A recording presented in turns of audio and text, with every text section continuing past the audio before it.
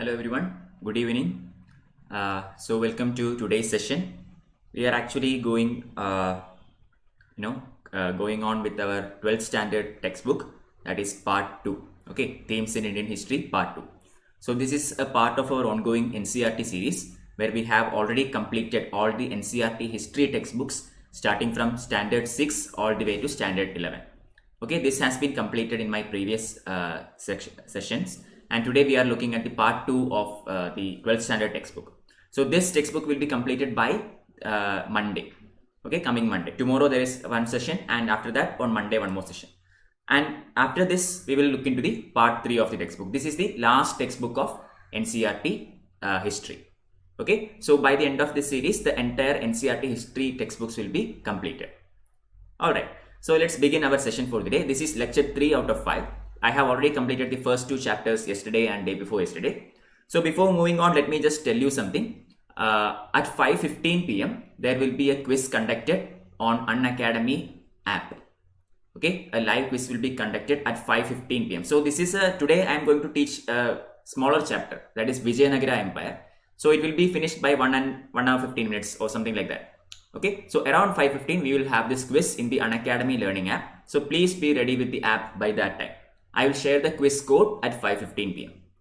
Okay. Good evening, Ajilan. Good evening, Ramkumar. Welcome. Alright, so let's begin. Before moving on to chapter, as usual, let me just tell you something about Unacademy. Unacademy is India's largest learning platform which offers you a wide variety of things, starting with daily live classes where you can chat and interact with your educator, clear your doubts, etc. Live tests and quizzes which will help you to evaluate your own preparation and be better prepared by the time of UPSC exam. Similarly, structured courses are there which will complete the entire syllabus for that particular examination. Unlimited access to all our materials. Okay, in order to get all these things, first thing to do is download Unacademy learning app. Please download the app from Google Play or App Store and create an account. Okay, so yeah, I am Madhav Sankar R Warrier and this is my Telegram channel. Please subscribe to this Telegram channel so that you can get all the class notes, PDFs, articles, etc. which I will be posting here. Okay. Also, please do follow me at unacademy.com/@msrw so that whenever I schedule a class on the Unacademy platform, you will get corresponding notification. Okay. Moving on. So Unacademy brings you all the top educators from all over the country, and these are the current subscription rates. Okay. Rohit, good evening, Rohit. Hello, Seema, good evening. Quiz is there only at 5:15 p.m. Okay, the other session will be there. The 8 p.m. session will definitely be there at Unacademy app. I'm talking about the app quiz that will be at 5:15. Okay, so moving on, regarding our subscription packages. So we have 2 kinds of subscription for UPSC aspirants. One is the Plus subscription, other one is Iconic. So the Plus subscription is the basic subscription which will have everything that I have so far talked about. Okay, so here the packages are available in various time formats, 1 month all the way to 3 years. Any subscription package that is greater than or equal to 6 months in time period, you can pay the fee using no cost EMI facility. Okay, equated monthly installment facility can be availed for all subscriptions greater than or equal to 6 months of time. Also, for a typical 1-year subscription, you can pay 49,500 rupees. But if you use my code MSRW1, okay, MSRW1, which is my code, you can get 10% discount for all the packages. The other package is known as Iconic. Okay, Iconic is actually tailor-made for UPSC aspirants, and here it is provided to you in 3 packages: 1 year, 2 year, and 3 year. A typical 1-year package costs you 69,500. Here also, upon using my code, you can get 10% discount. So 1-year subscription will only cost you 62,550 rupees. Okay. Now, what is the benefit of Iconic over Plus? It's very simple. You will get everything in the Plus package. Along with that, you will also get a personal coach or a personal mentor. Okay. Then daily mains answer writing practice, study planner, personalized feedback sessions.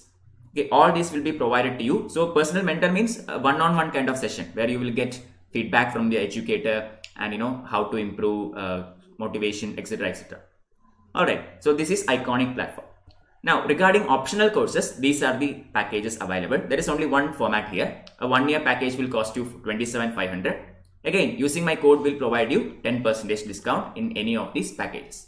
Unacademy brings you almost all the optionals that are put forward by UPSC. So pick a choice of your own and start learning. Okay, so that is it regarding the subscription packages. If you have any queries, you can ask me. I will help you through it. All right. Jerome, hi sir. Kochi. Okay, hi Jerome. I am from Trivandrum. Okay, southern end of Kerala. Alright, so lecture 3 out of 5. Let's begin our session. And today we are looking at the theme 7 of 12th standard textbook. That is an imperial capital, Vijayanagara.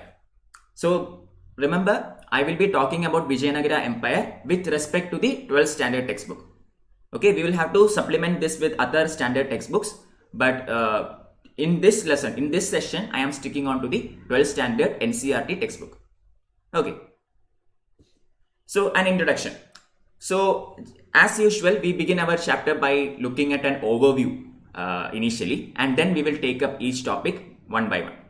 Okay, so what is Vijayanagara? I mean, literal meaning of Vijayanagara is simply city of victory. Vijaya means victory and Nagara means city. So Vijayanagara is essentially literally means city of victory. Okay, understand that the dynasty name is Vijayanagara. The name of the empire is also Vijayanagara. Okay, both the name of that city is also Vijayanagara. Both are same. For example, Mauryas, the dynasty name is Maurya, but their city is named as Magadha. So city name and dynasty name are different, but here both are the same. Don't get confused. Okay, so Vijayanagara Empire was actually founded in the 14th century. Okay, and this is located with River Krishna in the north and coming down to the extreme south of Indian Peninsula. Almost entire Indian Peninsula below Krishna River was once a part of Vijayanagara Empire. Okay, I am not saying each and every territory, but the most of the major portion of South India. Okay, so in 1565, the city was sacked and subsequently deserted. So the Vijayanagara Empire existed from the 14th century on to 16th century. So about 200 years roughly. We will study about what happened, how did it decline, which was the battle that they lost, which eventually caused the cities to be sacked, etc. etc. Okay. So the Krishna Tungabhadra Doab. Okay, this is the main area, the master area of Vijayanagara Empire. Krishna Tungabhadra Doab. This is also known by another name, that is the Raichur Doab. Okay, have you heard about this? Raichur Doab. Raichur Doab is a very strategic as well as fertile area which is heavily contested by many kingdoms, and Krishna Tungabhadra Doab. So this area is now known by the name Hampi.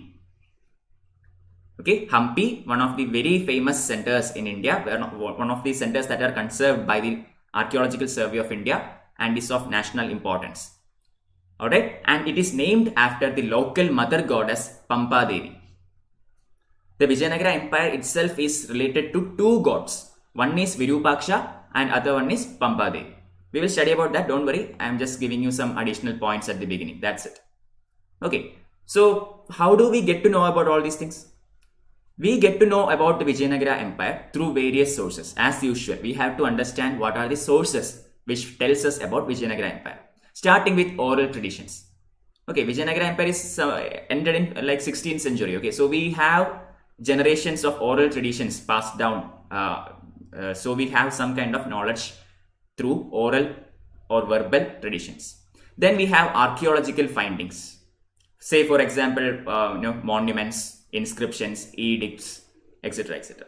So these are the predominant sources. But apart from that, one major important thing here is, since this is 16th century dynasty, we can also find a lot about this dynasty from literary sources. For example, Krishnadevaraya wrote the Amukta. Okay, similarly we have the travel accounts left by people such as Domingo Pes or Barbosa or Nunitz. Okay, so we have all these material sources available for studying about this particular empire.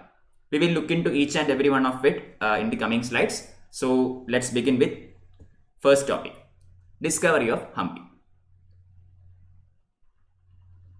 Hello Niti Pudi, welcome. Oh, you are from Andhra Pradesh. Okay, Welcome to the session. Yes, Seema, correct. Okay, I mean, you already know about all these things. Very good. Okay, so the discovery of Hampi. So Hampi was actually first discovered in 1800. Okay, I mean, the dynasty actually got destroyed in 16th century only. About 200 years later, the site of Hampi was discovered by Colonel Colin Mackenzie. Colonel Colin Mackenzie was an officer at East India Company. Okay, and not just being an officer, he is also the first Surveyor General of India. Okay, his task was to conduct surveys, land surveys all over India and study, prepare maps, study the areas, etc., etc. All right, so Colonel Colin Mackenzie is the first person to prepare a map survey of this site, the site of Hampi. Don't forget, very important. Okay, so how did he came to know about the city? He understood about the city through memories of priests in the Virupaksha temple. The entire Vijayanagara Empire was based on this Virupaksha temple. Okay, I mean, Virupaksha was the chief god of Vijayanagara Dynasty. So the memories of the priests who work here helped him to understand a lot about Hampi. Also the shrine of Pampadevi. Later on, in 1836, epigraphists began to collect dozens of inscriptions from here. So once the site has been found, archaeological teams came there. They started digging and they started finding various important inscriptions all around the place. Later, again 20 years later, during the time of Lord Dalhousie, photographers began to record monuments which enabled scholars to study them. Okay, the art of photography came into being. So they prepared photos. What is the advantage of photos? Advantage is that the person do not have to actually come to that site. They can circulate these photos across the world, and the historians and archaeologists all across the world can now use their scholarly approach to study about Hampi. Okay, so this is how we develop an understanding about the great city of Vijayanagara. Okay, we also come across a lot of travel accounts and other literatures in various languages, the South Indian languages, Telugu, Kannada, Tamil, also Sanskrit. Okay, Telugu, Kannada, Tamil are all South Indian peninsular languages. Along with that, Sanskrit was also a very prominent language in the Vijayanagara Empire. Alright, now the Rayas, Nayaks and Sultans. So I already told you Vijayanagara Empire was found in 1336, that is the 14th century.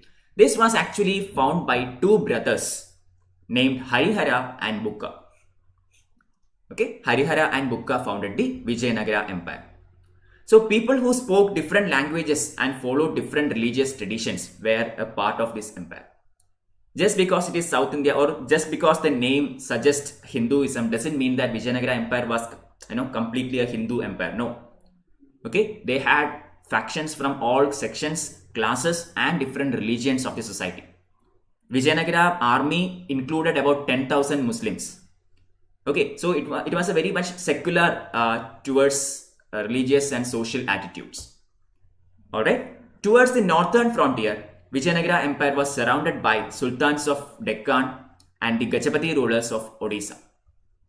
Okay, Deccani sultans, I mean, we will study a lot about them in our future chapters, but they are very important because the intermingling between the Deccani sultans and Vijayanagara people led to the emergence of a lot of cultural traditions as well as social changes. Similarly, it is these Deccani sultans which eventually, caused the decline of Vijayanagara Empire, the Battle of Talikota. Okay, so these two are the prominent northern frontier kingdoms, sultans of Deccan and the Gajapati rulers of Orissa. So there were constant battles for the control of the fertile river valleys and also resources generated by lucrative overseas trade. I already told you, Raichur Doab, for example, was a very fertile and very strategic area, and there were always contests between various rulers in order to have authority over this region. Okay, this interaction led to the sharing of ideas, especially in the field of architecture. So if you look at some temples during the time of Vijayanagara Empire, you will see some Islamic factors or Islamic methods of architecture in that temple, construction of temple. Similarly, you will see some Hindu aspects in the mosques built by sultans, Deccani sultans. Okay, so the constant intermingling between these adjacent territories led to the emergence of mixed or merged kind of cultures. Okay, Vijayanagara Empire actually contained some previous dynasties as well. The dynasties such as Cholas in Tamil Nadu, Hoysalas in Karnataka. So their area was also now under the control of Vijayanagara Empire. You know about Cholas, right? Cholas ruled over Tamil Nadu. They were very prominent temple builders. So all these territories came to Vijayanagara Empire. Vijayanagara rulers also patronized the ancient temples. For example, Rajaraja Chola built the Tanjavur Brihadishwara temple. Correct. So similarly, Gangaikonda Cholapuram. So these kinds of temples which were built by Cholas at ancient past, this was actually patronized even now by Vijayanagara rulers. They continued the patronization. Same goes for Chennageshwara temple at Belur in the Karnataka region. Okay. So rulers of Vijayanagara, who are also known as Rayas, they continued these traditions over time. Clear? So this is about Rayas, Nayakas and Sultans. We will study about Nayakas a bit later. I hope you understood the Rayas and Sultans. Rayas are just another name for Vijayanagara rulers. Okay. Yes. Kings and traders. So around this medieval India, the time period we are talking about is something like 14th to 16th century AD. Okay, so this is basically medieval India. So in medieval India, most of the warfare was conducted using the superiority of horses. Okay, it was cavalry, infantry, etc. etc. These were the dominant units in an army. The artillery, guns, etc. has not yet come in the Indian subcontinent. Okay, so most of the warfare were conducted using the horses. So whoever had a superior cavalry used to win the wars. I mean, some gunpowder, etc. were there, but even then, the most important unit in an army was cavalry. Alright, so import of superior quality horses was very important. In India, in an endemic or in the native areas of India, we cannot find such high class of horses as that is brought from Arabic regions. Okay, so import of superior varieties of horse from Arabia was a very important and very crucial thing for all the Indian empires. Clear? So all the Indian empires tried to attain some kind of territory in the coastal regions for the same purpose, because it is a sea trade. Okay, so everybody wanted a territory in the coastal area. So Vijayanagara rulers also contested for the same. Okay, this trade was initially controlled by the Arab traders. Arab traders began to become extremely rich because of this horse trade. Okay, so local communities of merchants also started following the same pattern. They understood that horses are very much profitable, so importing them will definitely benefit their economy. So they started importing and they started to enter this horse business. And such people in the medieval India who conducted horse trading is known as Kudirai Chettis. Kudirai means horse and Chettis are the kind of people. So Kudirai Chettis are basically people who engaged, the local community of merchants who engaged in the trade of horses. But very soon, by 1498, another foreign power came to India. Rishik, yes, this is actually the 12th standard history textbook, okay. This is a part of our ongoing NCERT series. I have started my classes all the way from class 6 NCERT. Now I am in the last textbook, that is class 12 NCERT. This is a part of the NCERT series only. Okay, I am completing all the NCERT history textbooks. Moving on. So in 1498, another dominant power came to India. This is known as the Portuguese power. Alright, so they attempted to establish trading and military stations all across India. I mean, they wanted to be a dominant trading power in India. Portuguese were the first foreign Europeans who landed in India. I think you already know this. First one to come and the last one to go were Portuguese. Okay, but problem is, unlike the Middle Eastern and native rulers, the Portuguese were superior in their military technology, especially the use of muskets. Okay, they had already developed superior kinds of arms, superior kind of defense equipments, etc. Okay, so Portuguese was a crucial player in medieval times. Now, Vijayanagara Empire is also very much noted for its markets dealing with spices, textiles, precious stones, etc. etc. Okay, Vijayanagara, for example, it is called the city of victory. It is not called the city of victory just because it won many wars. It is also called so because it was a very prosperous kingdom, extremely prosperous. Okay, why? Because its economy was doing extremely well. Why? Again, why? Because the trade flourished during this time, especially during the time of Krishnadevaraya. Okay, so Vijayanagara markets were dealing with spices, textiles, precious stones, and all these things were extremely in demand in almost all the foreign nations, especially countries like, continents like Europe. Okay, so this led to the flourishing of Vijayanagara Empire in the medieval times.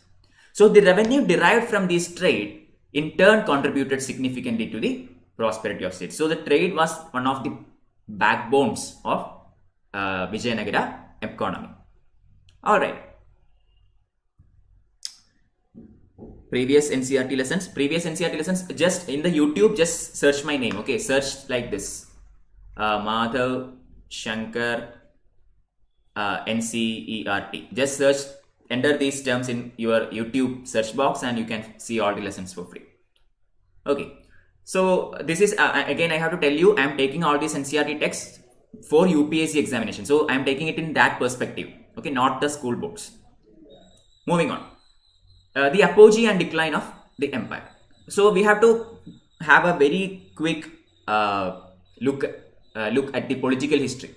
Okay, generally for UPSC you do not have to study much about political history of a particular empire. You can just read it quickly and go to the next chapter. So here also I am going to look at a very quick accession of Vijayanagara Empire, and then we will study about their administration, their economy, etc., etc., society, so and so. Okay, so the apogee and decline. So claimants to power included members of the ruling lineage as well as military commanders. So Vijayanagara Empire usually had these kinds of succession issues. Okay, who will rule next after one king? Usually it went to the lineage, the ruling lineage, the blood descendant.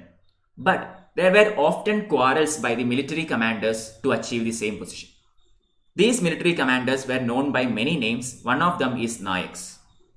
Okay, the military commanders in Vijayanagara Empire are also known as Nayaks. Don't forget. So they also heavily contested to achieve this power. Okay, there were actually 4 dynasties within the Vijayanagara Empire. Although we say the Raya dynasty or the Vijayanagara Empire, it is not a single dynasty. For example, if we say about Mauryas, it's starting till the end, it is single dynasty. Mughals, all the way from Babur to Aurangzeb, it is single dynasty. But here, in Vijayanagara Empire, there are 4 sub-dynasties. Okay, starting with Sangama dynasty. So the first dynasty of Vijayanagara Empire, which lasted till 1485, is known as Sangama dynasty. Clear? After this, second came the Saluvas. Okay, Saluva dynasty, which was more or less in the ambit of the military commanders, and this lasted about 18 years until 1503. At the end of Saluvas, we see the most successful dynasty in the Vijayanagara kingdom, that is Tuluvas. Okay, and it is in the Tuluva dynasty we see the most prosperous king of medieval India, Krishnadevaraya. Krishnadevaraya is actually one of the topmost kings in South India, and he is a part of Tuluva dynasty. Clear? So during the time of Krishnadevaraya, Vijayanagara Empire began to expand, and it also consolidated a lot. There were many battles. Okay, Vijayanagara Empire went to battle with almost all the neighboring kingdoms, and they won almost everything. And this led to the expansion of the empire. Not just expansion, okay, not just rash expansion. Krishnadevaraya was so good that he actually was able to consolidate the conquered territories into the kingdom. Okay, it is during this time Vijayanagara Empire achieved the control of Raichur Doab. Okay, the Tungabhadra Doab, Krishna Tungabhadra Doab, it is known as Raichur Doab. Raichur Doab was captured from the sultans by Krishnadevaraya. Orissa was subdued. Okay, the Gajapati rulers of Orissa were subdued. Defeats were inflicted upon the Sultan of Bijapur.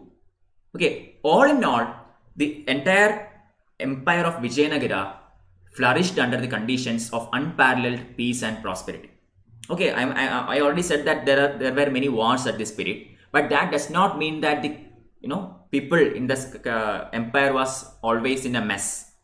Okay, it was a very prosperous, very peaceful kingdom due to the brilliance of this particular king, Krishnadevaraya. Okay, he was also very much interested in constructing temples. Okay, most of the Vijayanagara rulers often constructed lots and lots of temples. Okay, temple construction is not just a part of religion, or it's not just an offering to God. One of the reasons they conducted the temples is to signify their glory. Okay, because these temples often had lofty gopurams. Okay, these gopurams are a mark of the power of the king, the glory of the kingdom. Okay, so they added impressive gopurams, and Krishnadevaraya even actually founded a city in the Vijayanagara Empire, and this is known as Nagalapuram. Have you heard about this? There is a chance that you may not have heard about this. This is actually a city founded by Krishnadevaraya after his mother. Okay, it is known as Nagalapuram. So from all these events, we can understand that Krishnadevaraya was a supreme king, and he was an unparalleled king in the medieval times. Problem was, when Krishnadevaraya died in 1529, his successors were extremely weak. Okay, they were always in quarrel. They were, the quarrel was even more intensified when the rebellious Nayaks tried to achieve control. Nayaks means military commanders. Okay, so all in all, by 1542, the Tuluva dynasty ended, and the next dynasty came to power, known as Aravidu dynasty. Aravidu dynasty is the last of the 4 Vijayanagara dynasties. Okay, Sangama, Saluva, Tuluva, and Aravidu. Aravidu is the last one. Okay, Nagalambika is his mother. Exactly, Seema. Very good. Okay, now in this Aravidu dynasty, most of the rulers were actually incompetent. I mean, they were really good rulers, but they were over ambitious. Okay, they did not calculate things enough. For example, in 1565, a ruler named as Ramaraya took Vijayanagara kingdom into battle, the very famous battle of Rakshasatangadi. There is another name for this battle. Can anybody tell me what is the other name of this battle of Rakshasatangadi? It is known by another very famous name, that is, anybody? Battle of, yes, Talikota. Very good. Okay, Battle of Talikota. This is the battle that led to the ruin of Vijayanagara kingdom. This is the one decisive battle that destroyed the entire glory of Vijayanagara kingdom. So what happened now? In this battle, Ramaraya was facing the combined armies of Bijapur, Ahmednagar, and Golconda. All the sultanates in the Deccani region combined together in attacking Vijayanagara kingdom. Okay, and they won the battle, and they actually destroyed the entire city. They not just it's not just about winning battle. It was also something like revenge. Okay, so these sultanates actually destroyed, plundered, and looted the entire city of Vijayanagara, and this city was in ruins. People who lived in the city has actually migrated and abandoned the city forever. That was the condition after this particular battle. This was the most decisive battle for Vijayanagara kingdom. Why did the Deccani sultanates attack Vijayanagara kingdom? I will just tell you. Very important, okay? Krishnadevaraya supported some claimants to the power in sultanates and took pride in the title of establisher of Yavana kingdom. Okay, so I mean they were neighboring kingdoms, right? Vijayanagara is a neighbor kingdom of the sultanates. So other vice versa also. So when Krishnadevaraya was in power, there was some succession battle going on in the sultanate kingdom. So Krishnadevaraya tried to help them, and he was able to solve the succession issue there. And because of this, Krishnadevaraya got the title establisher of the Yavana kingdom. Okay, and later on, when Vijayanagara Empire faced some succession battles, the sultanates helped Vijayanagara in achieving some kind of stability. So both of them were mutually, helping each other. But problem was that when Ramaraya came into power, he was over ambitious, as I have already told you. What did he do now?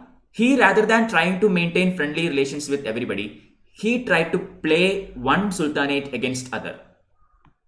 Okay, rather than if you want to battle somebody, you will have to take them, one on one, or you have to face them on your own. But instead of doing that, he tried to make two sultanates against each other. They tried to play them each other.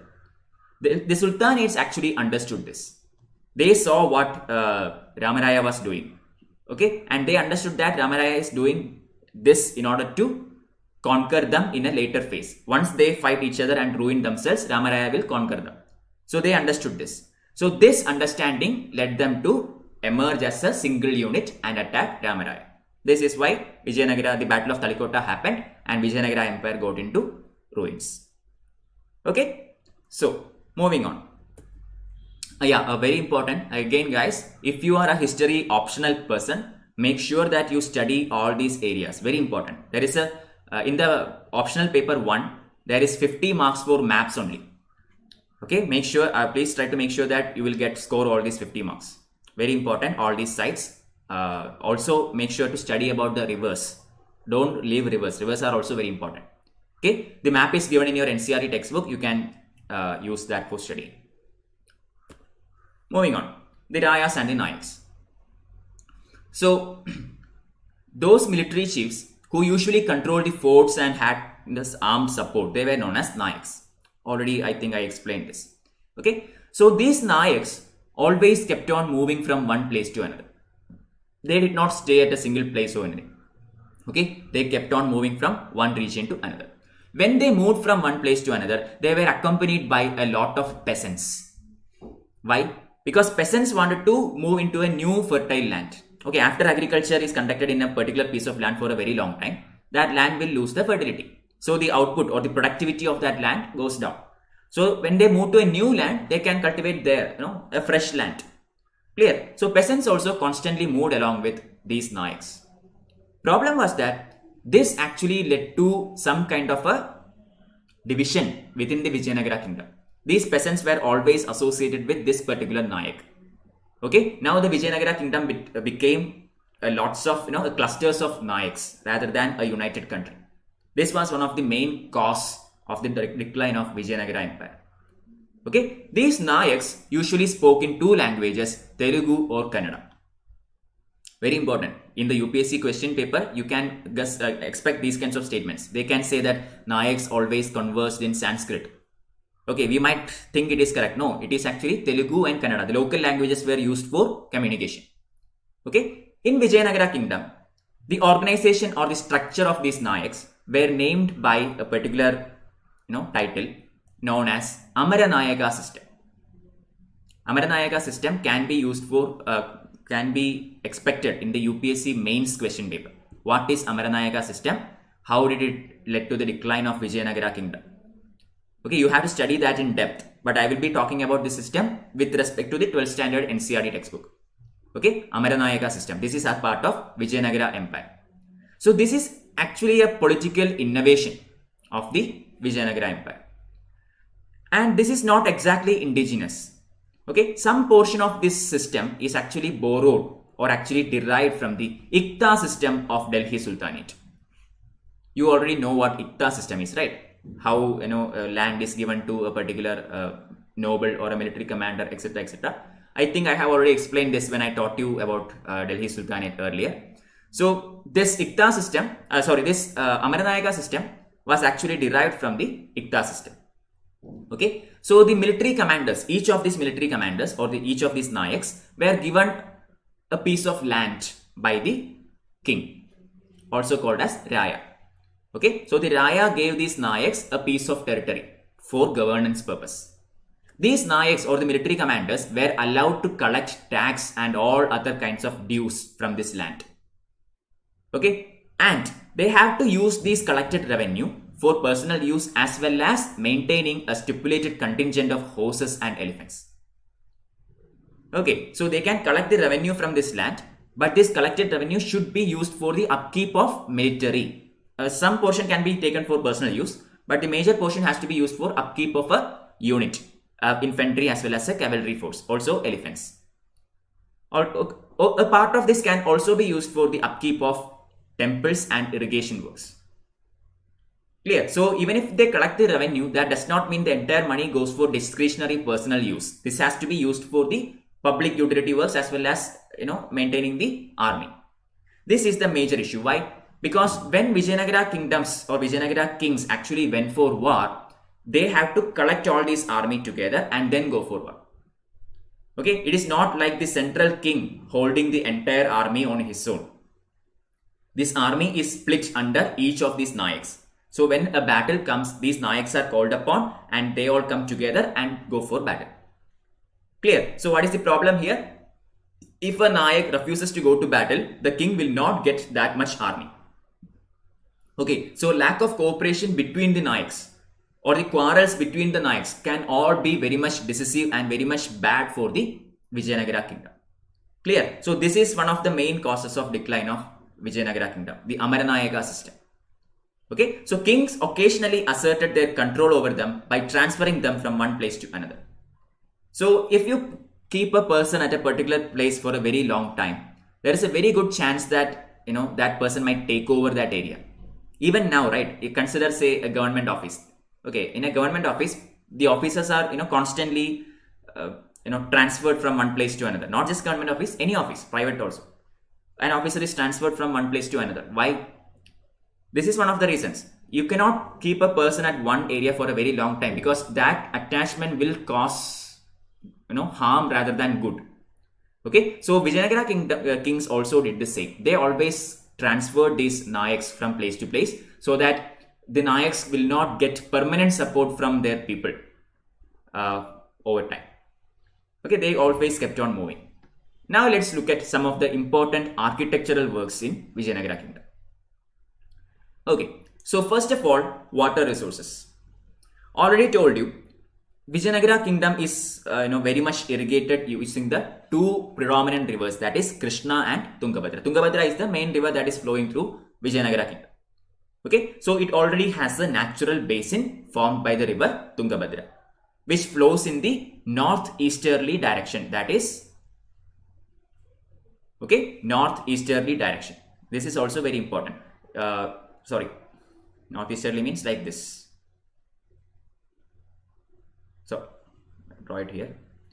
Okay, please understand that the direction of the river is also important. In the UPSC statements, it can be reversed. They can say southwesterly or say something like that. So be very careful. The Tungabhadra river flows in the northeasterly direction.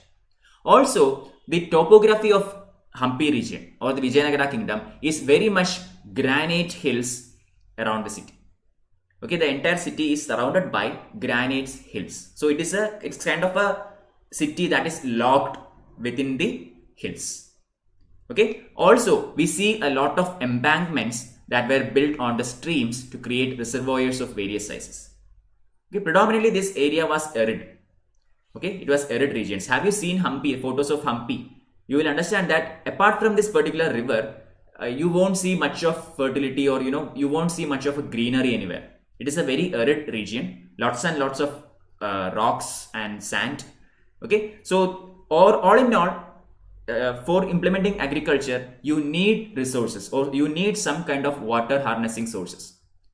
Okay, so extensive arrangements had to be made to store rainwater. So on seeing this, on understanding this, the Vijayanagara kings actually constructed two important water harvesting structures. Number one, the Kamalapuram tank. Okay, Kamalapuram tank is a structure that was constructed for irrigation purposes owing to the semi-arid region of the Vijayanagara Empire. Second one is the Hiriya Canal. Hiriya Canal was actually built by the kings of Sangama Dynasty, the first dynasty. Okay, so these are some of the examples of water harvesting structures that were constructed by Vijayanagara kings.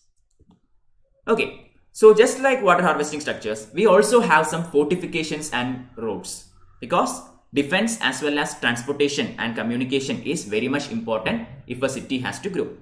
And I already told you Vijayanagara Empire was a flourishing city because of all these factors.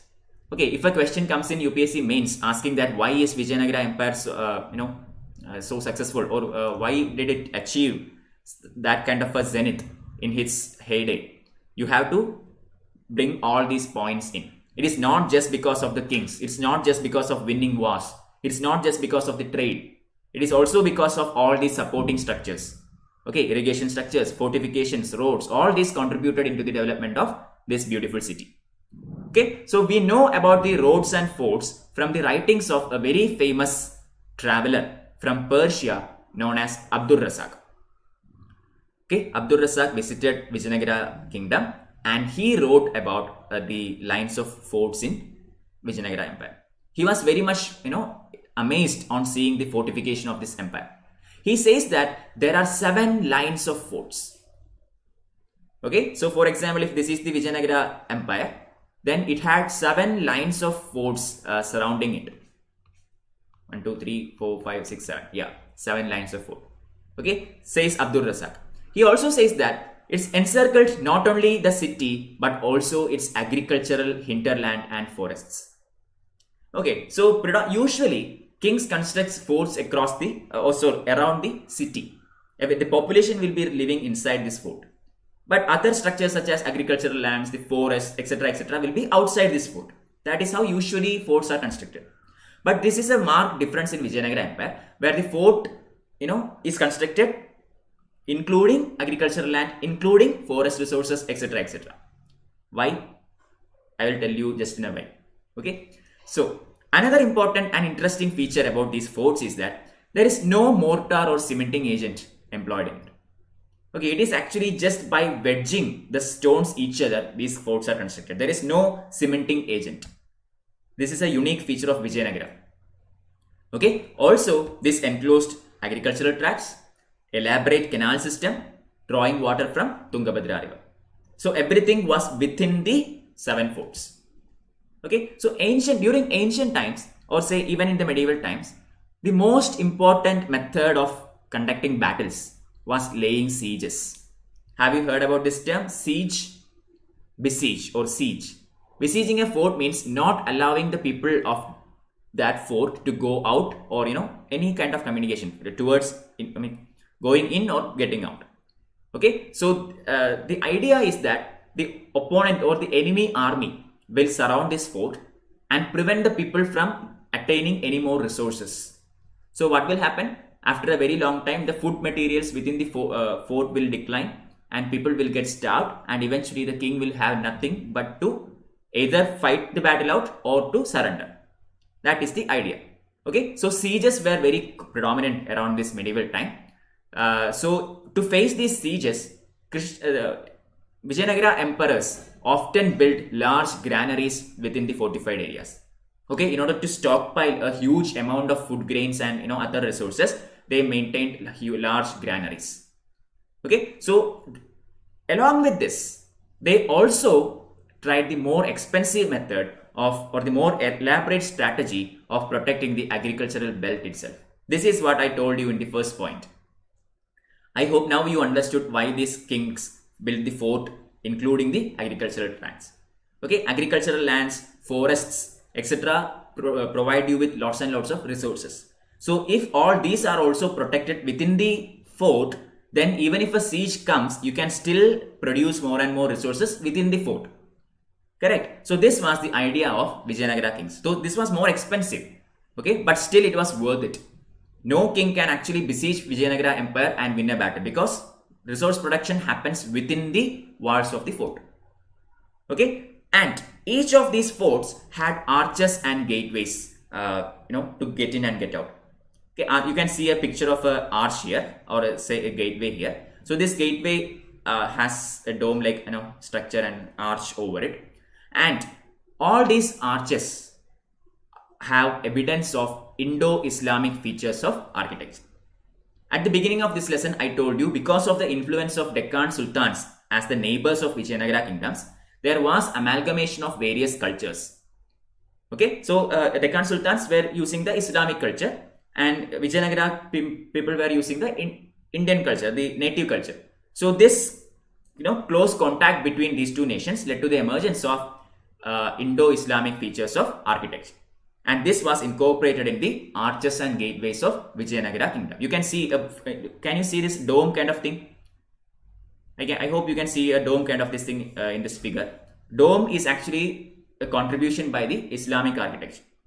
Okay, so it can be seen in Vijayanagara arches. What does this mean? This is an example of amalgamation of Islamic architecture with that of native style. Okay, roads generally wound around through the valleys, avoiding rocky terrain. Already told you, the kingdom was in a semi-arid or an arid region, and it was very much rocky. Even now, if you go to Hampi, you can see lots and lots of rocks. Okay, that's all you will see. Okay, so because of this reason, roads cannot be constructed in straight lines. I mean, it is very difficult to cut through hard rocks. Okay, so usually in Vijayanagara Empire, these roads were circling or going around the valleys, avoiding these rocky terrain. Okay, this was one of the advantages as well as disadvantages. It is advantage because the enemies cannot approach Vijayanagara Empire that much easily because of the rough terrain. It is disadvantages because communication will take a very long time. You cannot travel from point A to point B in a short period of time. You have to move through the path. Okay, moving on. The urban core. So we have little archaeological evidence of houses of ordinary people. So far, whatever I have talked about is our palaces, say fortifications, gateways, then what? Irrigation structures. Correct. I have never talked about anything about domestic residence or anything. I did not talk about common man in Vijayanagara Empire. Why? Because we do not find any evidence of the ordinary people's houses. Maybe it was made of some perishable material, such as wood. Okay, maybe it is it wasn't a sturdy construction and it might have fallen down a long time back. Anyway, we do not have any evidence regarding all these things. All the available knowledge regarding the ordinary people's homes were gotten from foreign traveler accounts. Okay, those people who came to visit Vijayanagara Empire, they left behind an account. This is from where we get ideas about how ordinary people lived at this time. Okay, we also find some fine Chinese porcelain from some areas, which indicates that rich traders lived in that area. Okay, predominantly these areas were Muslim residential quarter. Okay, so Chinese porcelain is actually a bit expensive thing, and it is very much associated with trade that existed in the medieval times. Okay, and predominantly the population who lived in this quarter was Islam. Alright, so tombs and mosques architecture resembled that of mandapas found in the temple of Hampi. So just like Vijayanagara rulers amalgamated Islamic style into Hindu architectural style, the reverse also happened. Some of the Islamic monuments such as mosques also started adapting Hindu features of architecture. You can see a mosque here. Okay, I hope you can see this figure. This is actually a mosque in the Vijayanagara Empire. And if you look at it very carefully, you can see this multiple pillars, right? This looks just like a mandapa, which is a part of the Hindu temple architectural style. Okay, so this is a style that has been adapted or adopted by Islamic architecture. Clear? Numerous shrines and small temples pointing to the prevalence of a variety of cults. That is also true. We come across lots and lots of temples. Okay, lots and lots of temples, not just 10 or 20, maybe hundreds or maybe even more. Okay, so these many number of temples with different deities means that there is a prevalence of a variety of cult. It is not single faith or anything. There are people associated with different beliefs, faiths, cults, etc. Okay, also the surveys that were conducted indicate that wells, rainwater tanks as well as the temple tanks may have served as sources of water to ordinary town dwellers as well. So water harvesting structures which were constructed by the emperor may have been used by ordinary people for their daily routine. Okay, this is also we do not have any strong archaeological evidence, but we have some kind of idea that we get from literary sources as well as based on the location, etc. etc. Okay, I will show you a map, a topographic map at the end.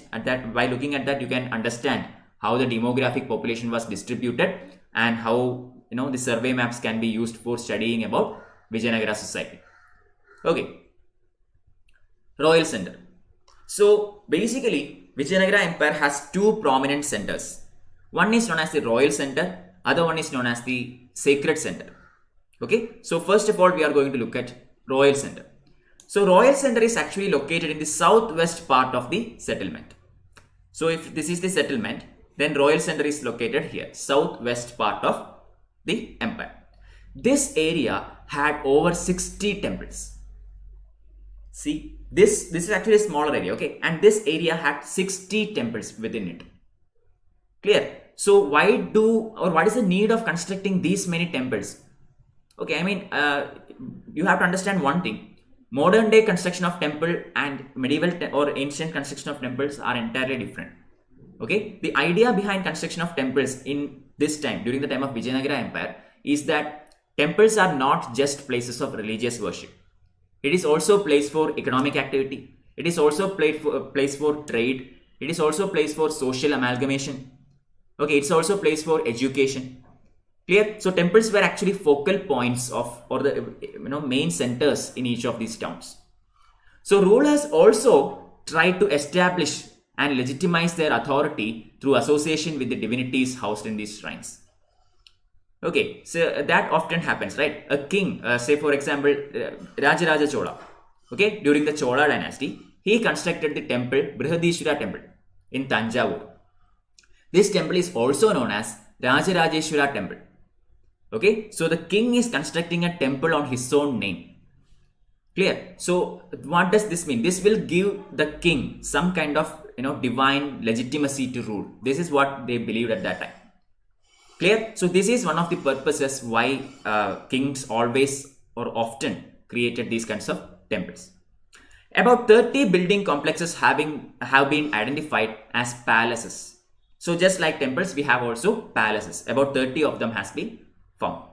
Relatively large structures that do not seem to have been associated with ritualistic traditions. So palaces are comparing to temples, these are larger structures, and we do not find any kind of religious activity or anything in these structures. So we assume that they were used as palaces. Okay. One difference between these structures and the temples is that the latter were constructed entirely of masonry, while the superstructure of the secular buildings were made of perishable materials. This is very important. This is a very unique feature here. Why? So in temple architecture or while constructing temples, the superstructure was always constructed using masonry, which means bricks. Okay, bricks and stones were used for constructing these temples. So they will last forever. They are non-perishable goods. But other superstructures, the secular superstructures, including palaces or markets or say houses, etc., were constructed out of perishable materials such as wood or maybe thatched hut, okay, or palm leaves, barks, etc. This will not last forever. After a very small amount of time, these are organic materials, so they will eventually disintegrate. Okay, so this is one of the very important points regarding the construction of various enclosures in the Vijayanagara Empire. Okay, Mahamani Dipa. You can see a very beautiful image of Mahamani Dipa here. So we see that in this area, in the royal area, King's Palace is the largest of all the enclosures. Okay, King's Palace is, a very large palace-like structure has been found, and historians has named it King's Palace. Okay, arbitrarily named it so. So this is the largest enclosure in the area. There is another enclosure known as Audience Hall. Audience hall is an enclosure that is believed to have been used for assembling the audience, assembling the people for important announcements or maybe for festival occasions or whatever.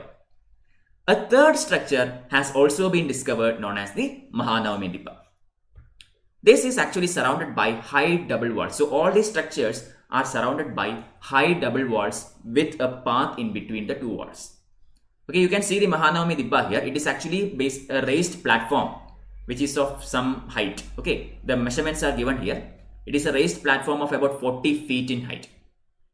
Okay, so audience hall is a high platform with slots of wooden pillars at regular intervals, staircase going up to the second floor, etc. It's not that much important, but just understand that such a structure existed at that time.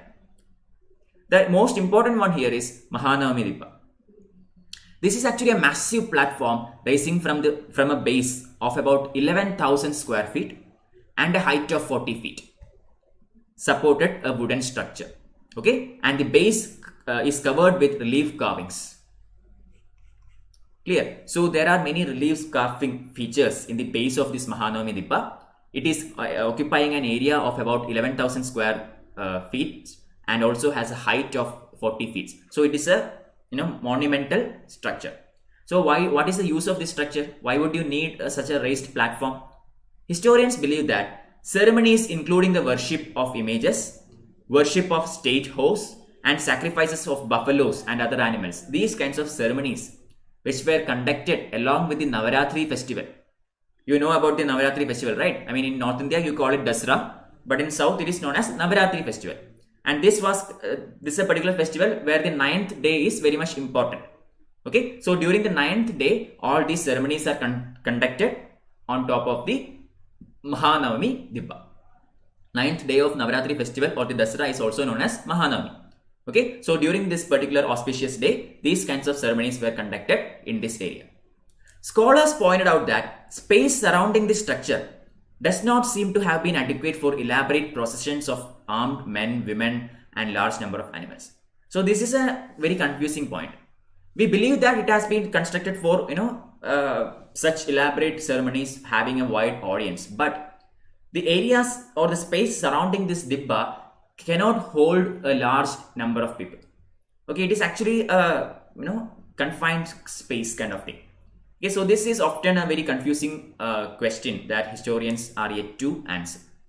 Okay, so we can find some very beautiful carvings in the Mahamani Dibba here. So this is the Mahamani Dibba carvings, the first one, the colored picture that is shown here. Okay, and here is another beautiful example of Vijayanagara construction, that is the Lotus Mahal. It is shown here, the Lotus Mahal. And here you can see the details of an arch in the Lotus Mahal. Okay, so very beautiful construction, which also shows some Islamic features. Okay, arch construction is actually a part of Islamic tradition. Okay, so amalgamation of cultures, as I have mentioned earlier. Moving on. Other buildings in the Royal Center.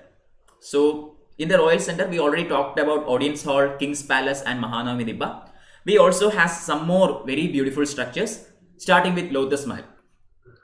Lotus Mahal is named as Lotus Mahal by British travelers. We do not know what it was called actually, but it is called Lotus Mahal by the British travelers who visited this site. We do not know what this building was used for either. Okay, so we find a lot of details about this particular monument from the maps drawn by Colin Mackenzie.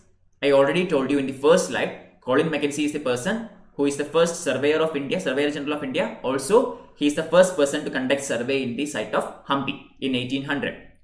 Okay, so according to the maps drawn by Mackenzie, it is deducted that this particular structure may have been a council chamber.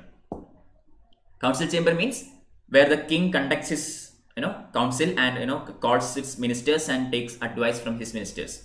That is the purpose of a council chamber. So we believe that it was used for this purpose, although we do not have any particular evidence. Okay, most temples were located in the sacred center. So although about 60 plus temples are within the Royal Center, understand that the predominant or the majority of temples are outside this center, that is in the other place known as sacred center. We will look into that in the next slide. Okay, Royal Center, however, had one particular super temple. This is known as Hazara Rama temple. I think all of you would have heard about this particular temple, Hazara Rama temple, very famous South Indian temple, and this is in the Royal Center of Vijayanagara Empire. Don't confuse this. This is not in the sacred center. It is in the Royal Center. Also, it is believed by the historians that Hazara Rama temple was used only by the king and his family. It is not open to the public. It's only for the royals. Okay, and just as the name suggests, the temple has beautiful carvings and scenes from Ramayana sculpted in the inner walls of the shrine. Hazara Rama temple, so it is associated with Rama. So Ramayana story is actually carved or sculpted in the inner walls of these temples. Okay, traditions of building palatial structures were continued by Nayakas. So just like Vijayanagara kings, once Nayakas took over, they also continued these methods of architecture and this tradition of building such monumental structures. framing the constitution be padtadu please. Okay, Nick Gomu, actually this is a part of my NCERT series. Okay, I have started the sessions with class 6 NCERT textbook, and now this is currently we are looking at class 12 NCERT textbook. Okay, some more portions are to go, and after that, once the NCERT series is completed, I will look into those topics also. Okay, I mean this particular one, framing of constitution, it will take a very long time. It's not a small topic, it is a really big topic. So we will do that after this series. Okay, yeah, NCERT class 12 mein hai, but I am taking the history textbooks right now. After I finish this one, I will look into that. I will definitely take class, don't worry. So moving on, yeah, these are some more beautiful scenes from the Hazara Rama temple. You can see beautiful carvings from the scenes of Ramayana. You can also see the Lotus Mahal photograph here. Very, very beautiful structure. Look at the arches, okay? These arches are all Islamic features. Then you can see the elephant stables that is close to Lotus Mahal. If you look at it closely, you can see the elevation and the horizontal view of these temples. Look at this. This is medieval India, and look at how beautifully they have constructed this. Okay, each and every plan of this is actually exact copy of the other one. Okay, the elevation is shown in the first area and the plan is shown in the second area. Okay, this is the plan, top view. Plan means top view, elevations mean side view. Okay, so such marvelous construction and architectural work can be seen in the time of Vijayanagara Empire. Moving on, Sacred Center. So we already looked into the Royal Center, where we have talked about Hazara Rama temple, the audience hall, Mahamani Dipa, King's Palace, etc., etc. Now we are going to look at the other important center known as Sacred Center. Okay, so this is actually close to the northern end of the city, in the banks of Tungabhadra river. Okay, and this is very rocky area also. Other one, the Royal Center was in the southwestern part of Vijayanagara Empire. This is actually in the rocky northern end of Vijayanagara Empire. And here is the area where we see maximum number of temples. Okay, also, as I already mentioned, it is fully rocky because of the presence of many hills in this region. It is believed that these hills sheltered the monkey kingdom of Vali and Sugriva mentioned in Ramayana. You know about the story of Kishkinda, right? Kishkinda is the empire of monkeys, or it's known as the monkey kingdom. Bali, Sugriva, Hanuman are all members in this kingdom. So this mythological kingdom that is mentioned in Ramayana is supposed to be in this area. Okay. Also, Pampa Devi, the local mother goddess, did penance in these hills in order to marry Virupaksha. So this is the mythology behind Vijayanagara kingdom. Vijayanagara kingdom is actually based on Virupaksha. Virupaksha is considered as the protector god of Vijayanagara Empire. Okay, so their belief is that this area, this sacred center, is the region where goddess Pampa Devi conducted her penance in order to marry Virupaksha, who is known as the guardian of this particular kingdom. Virupaksha is actually a form of Shiva. Okay, don't confuse this. It is Shiva, not Vishnu. Okay, I have seen many people getting this wrong. Virupaksha is Shiva, not Vishnu. Just keep that in mind. So among these hills are found some Jaina temples also from the pre-Vijayanagara period. Okay, so what does all these statements mean? If you put together these three statements, you will understand that Sacred Center is actually an amalgamation of multiple cultures. It is not a single method of culture or single culture. We see amalgamation of various religions, various traditions, various mythologies, various beliefs. Okay, so this is the peculiarity of Sacred Center. So rulers were often encouraged temple building as a means of associating themselves with divine. Often the deity was explicitly or implicitly identified with the king as centers of learning. Already I have mentioned this point earlier. Basically it says that kings used to build these temples in order to associate themselves with the deities, and this gives them legitimacy to rule. Okay, I in my previous class also I think I have mentioned this point, something known as the divine theory of kinship. Okay, divine theory of kinship is actually something very modern. I mean, this theory as such is coined in recent times, but this was also very much seen in European countries. You can apply the same here also in South India, or maybe in Indian subcontinent as such. According to this theory, king is supposed to be the representative of God on earth. Okay, so this, according to this concept, the Kshatriya rulers in Indian subcontinent, often tied up with Brahmanas to get this legal validation. Brahmanas are considered as closer to God. I mean, according to beliefs, it is so, right? So if a Brahmana imposes a person into the throne, then that means this person is eligible to rule. Okay, even if he is from a lower class of society, say Shudra or Vaishya, if a Brahmana places him in the throne, then he will be a Kshatriya, which means he is destined to rule. Okay, so this is one of the reasons why the kings wanted to associate themselves with the Brahmanical class as well as gods. Okay, moving on. Vijayanagara kings claimed to rule on behalf of God Virupaksha. This is correct. So a new example also.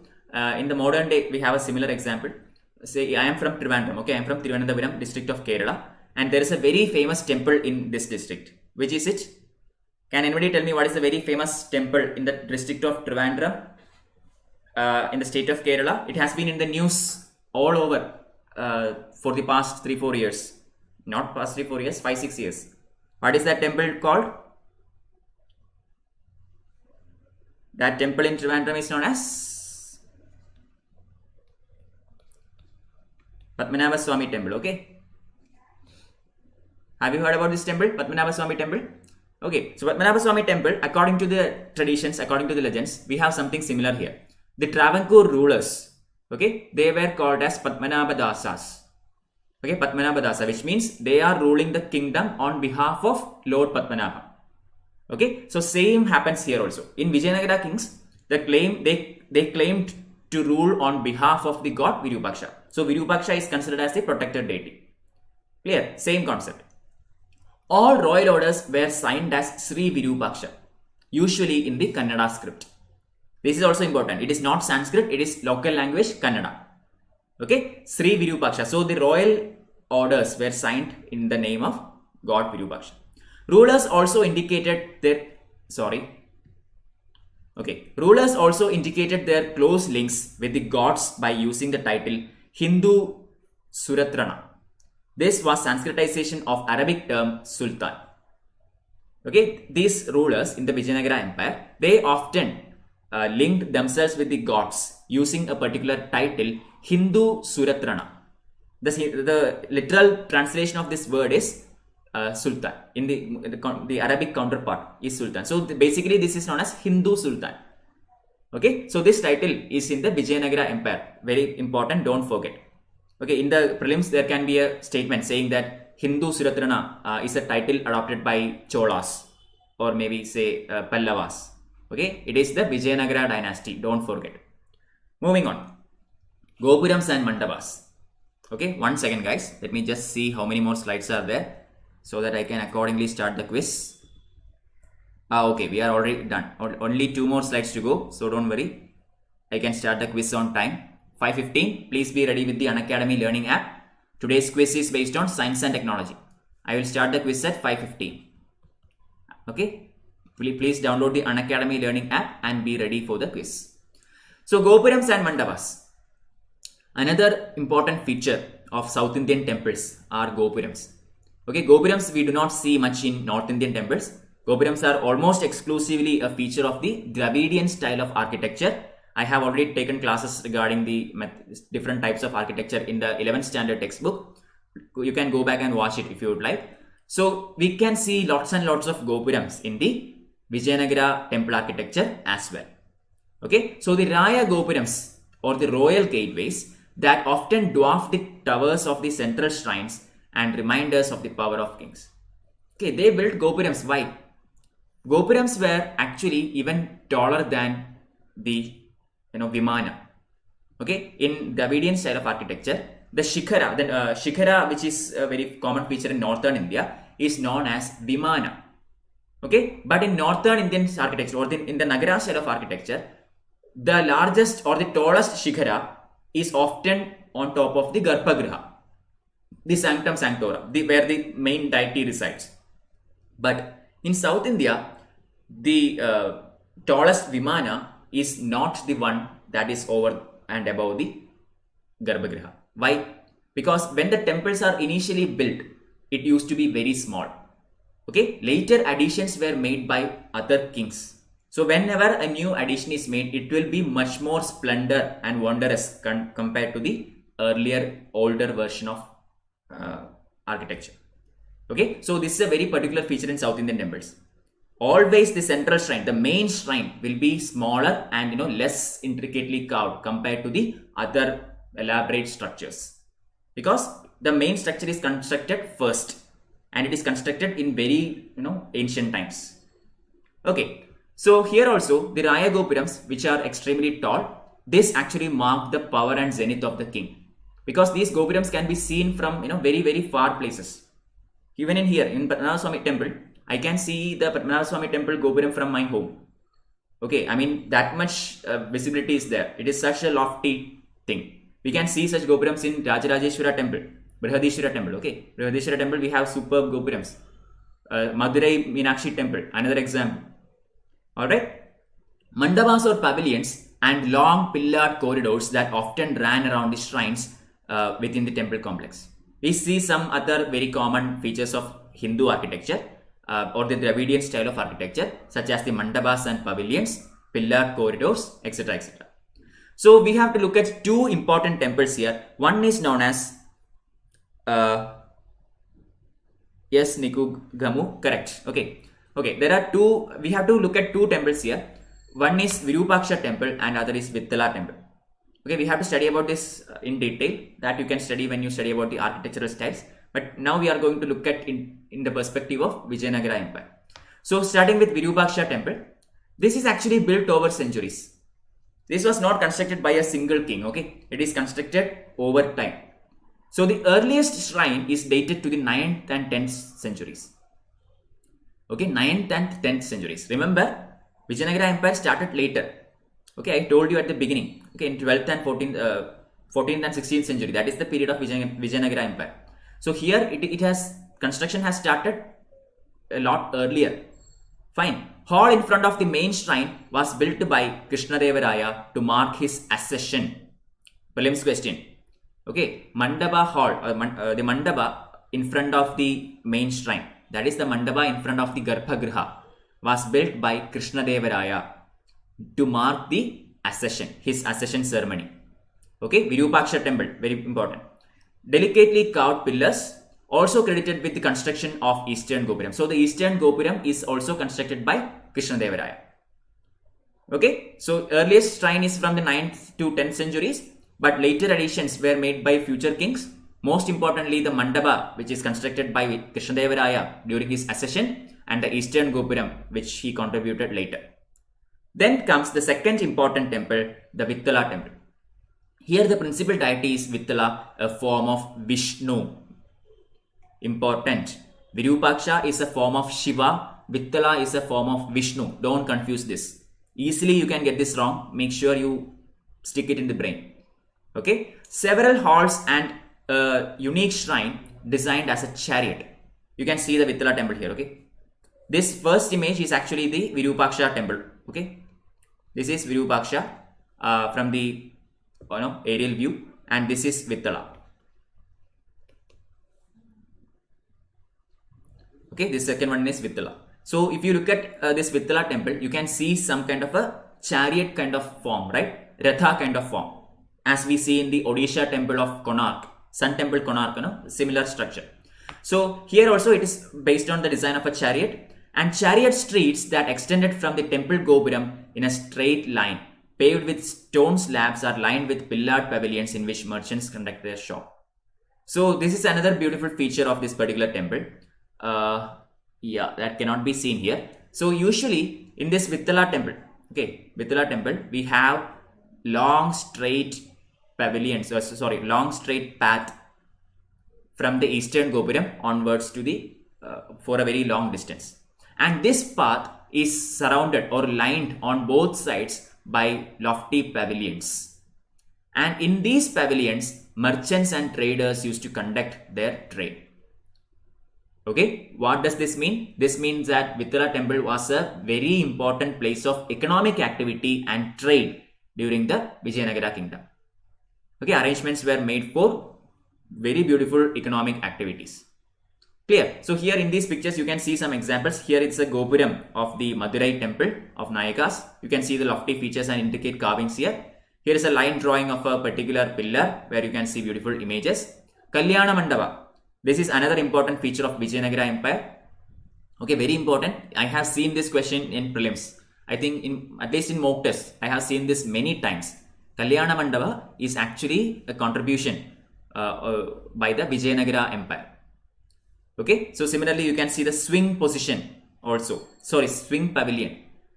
Okay, swing pavilion. That is also a part of Vijayanagara Empire. All the pictures are all there in your NCERT textbook. Please go through them. Now the last two slides of this chapter. Plotting palaces, temples and bazaars.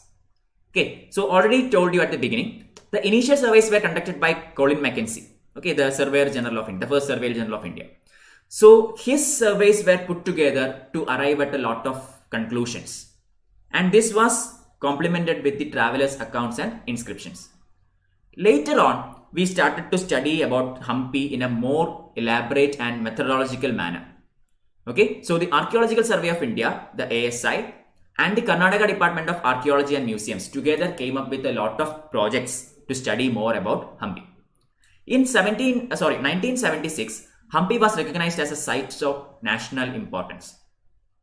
Okay, you have to understand what is a site of national importance. Please Google that and study what are the benefits or advantages when a site comes to this list. Okay, you have many restrictions, you have some specific methods of conservation, etc., etc. Please go through it. It is very important. Same goes for UNESCO World Heritage Sites. Okay, then in 1980s, an important project was launched to document the material remains of Vijayanagara Empire. And this project took about 25 years to complete.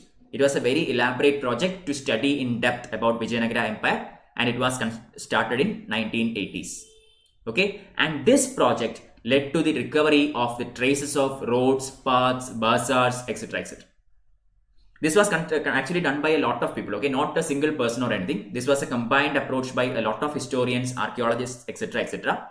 Three of them, John M. Fritz, George Michael and M.S. Nagaraj Rao, they actually wrote about their studies in this area, and they actually said that in our study of these monuments of Vijayanagara, we have to imagine a whole series of vanished wooden elements, columns, brackets, beams, ceilings, overhanging eaves and towers decorated with plaster and painted perhaps brightly. Okay, so from their studies, they concluded that whatever is remaining is only the non-perishable substance, non-perishable entities. Okay, so whatever was on top of these entities would have been made up of perishable things such as wood. Because we see some connecting areas, we see some holes and structures where you can connect other beams and other parallels, etc., etc., to make the superstructure. Okay, so from their studies they concluded that the superstructure might have disintegrated or vanished because of its perishability. Clear? Now the last slide, the questions in search of answers. We still do not know much about this empire. Okay, I mean we know a lot, but even more things we do not know. Okay, so the buildings that survive tell us the ways, the spaces were organized and used, how they were built, with what materials and technique. Correct, right? If that building is still there, for example, these temples are still there. Virupaksha temple, Vithala temple and all. So by seeing the temple, we know the method of construction. We know what are used for construction. We know what is the plan of this temple. We know how the space is utilized. Okay, so the remaining structures available to us tells us a lot about the Vijayanagara construction. We can access the defense requirements and military preparedness of the city by studying the fortifications. Also correct. We can see how the fort is structured from the historical travel accounts of Abdur Razak. Earlier we studied that there were 7 linings of forts. We got some evidences of that as well. Okay, from all these things we know how Vijayanagara Empire arranged its defense and its offense. Okay, by studying fortifications.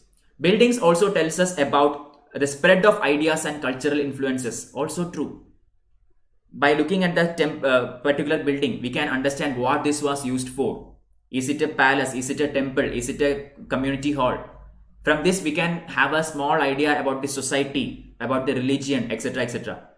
Investigations of architectural features do not tell us why ordinary people, men, women and children, comprising the vast majority of people who lived in the city of outskirts, thought about these impressive buildings. So, this is one major drawback.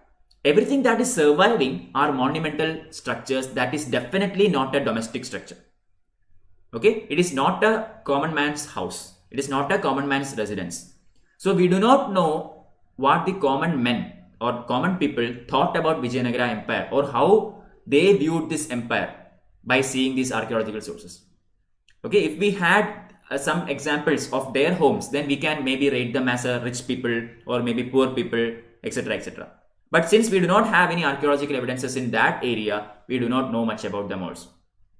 Okay, so finally, to conclude, we can say that these researches are still being continued and other sources might provide us some more further clues.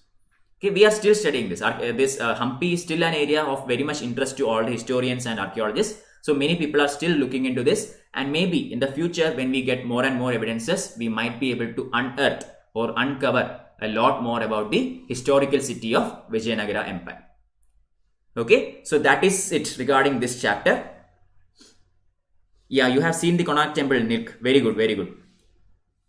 Alright, so that is it regarding this particular chapter. A very brief look into the Vijayanagara kingdom as per your NCERT 12th standard textbook. We need much more than this for UPSC, that we will cover when I take a higher level textbook. For example, say Medieval India by Satish Chandra sir or something like that. When I teach that textbook, I will talk a lot more about this particular area in depth. Okay, so you also please supplement your studies and information with other standard materials. Okay, so that is it, the end of today's session. So please, now let's go to the second section or second part of this session. That is the Unacademy app quiz. And today's topic is science and technology. Okay, so I request all of you to download the Unacademy app if you haven't already done that. And then click the plus tab. Okay, just right swipe it, and when you get this screen, click the plus button here. Then click the test button underneath the new screen and hit the join quiz tab. Okay, all these are marked in red circles. Please do this and enter the following quiz code. Okay, a code will be asked for you to participate. This is absolutely free. Anyone can participate. No payment or anything. Please give the quiz code 699075. 699075. This is the quiz code for today. 50 questions on science and technology. You can revise whatever you have studied so far. Even if you did not score a huge mark, no worries. Just attempt maximum number of questions. The participants will get detailed explanation, written explanation of each of these questions at the end in the app itself. Okay, so participate using the Unacademy learning app. Please do not participate via YouTube, because in the YouTube screen the questions will be very small. I cannot enlarge it. Okay, I am sharing my phone screen into the computer, so I cannot zoom it or anything because only a portion of it will be visible like that. Okay, so please open your app and give the quiz code 699075. I will start the quiz in 1 minute. Nick Gamu, I have classes every day at 4 p.m. except Saturday and Sunday. Okay, on all working days, on all weekdays, I have classes other than Saturday and Sunday. Also, I have classes at 8 p.m. Okay, other than the 4 p.m. YouTube class, I have 8 p.m. classes at Unacademy app. In Unacademy platform also I take classes, that is at 8 p.m. and we are already completed world history there. We are going through some quizzes right now. You can join me in that as well. Tonight 8 p.m. we have one session. Okay. Okay, Seema, thank you. Okay, so now it is 5:24. At 5:25 I will start the quiz. Okay, 1 minute.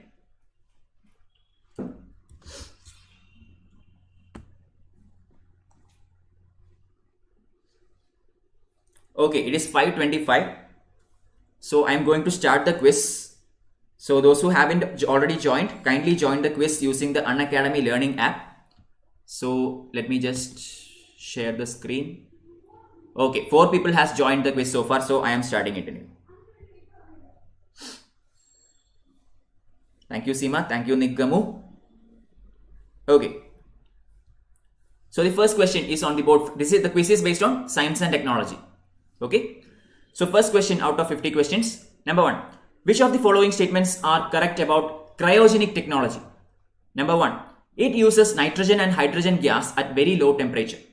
2. It has the capability of placing a far heavier payload. 3. India is the 3rd country in the world developing this technology. Select the correct answer using the codes given below. This is the first question.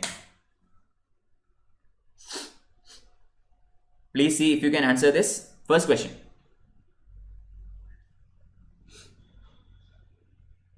The participants who join via the app will get detailed explanation with answers at the end of this quiz. So I request everyone to participate using the app. Correct answer to that question was option B. Nobody got that. Everybody getting a -10 there. Alright, let's go to the second question. With reference to agriculture in India, how can the technique of genome sequencing, often seen in the news, be used for immediate future? Number 1. Genome sequence can be used to identify genetic markers for disease resistance and drought tolerance in various crop plants. 2. This technique helps in reducing the time required to develop new varieties of crop plants. 3. It can be used to decipher the host pathogen relationship in crops. Select the correct answer using the codes given below.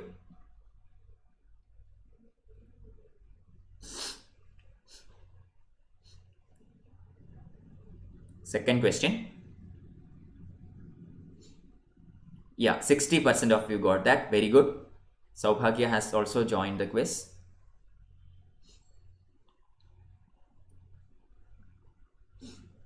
Third question. India is an important member of the International Thermonuclear Experiment Reactor. If this experiment succeeds, what is the immediate advantage for India? Okay. Number 1. It can use thorium in place of uranium for power generation. Number 2. It can attain a global role in satellite navigation. C. It can drastically improve the efficiency of its fission reactors in power generation. And D. It can build fusion reactors for power generation. Choose the correct answer. This is an easy, simple question. Thermonuclear experiment reactor. Yeah, option D is the correct answer. 25% got that. Okay. Thermonuclear power generation is regarding fusion. Okay. Atomic fusion. Fourth question. With reference to AstroSat, the astronomical observatory launched by India, which of the following statements is or are correct? Number 1. Other than the USA and Russia, India is the only country to have launched a similar observatory into space. 2. AstroSat is a 2000 kg satellite placed in an orbit at 1650 kilometers above the surface of Earth. Select the correct answer using the codes given below.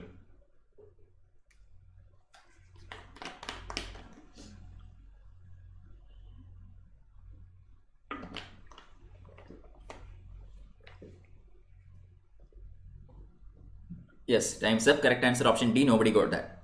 Neither, okay? Neither 1 nor 2. That's the correct answer.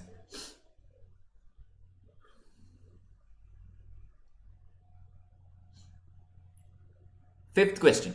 Consider the following statements. Number 1. 5G provides higher connection density than 4G. 2. 5G provides higher latency than 4G. Which of the statements given above is or are correct? I think this is a very simple question. Logically, you can answer this question. Try to make it correct. Okay, very simple, very easy question. Just try to understand the meaning of these terms and that's it.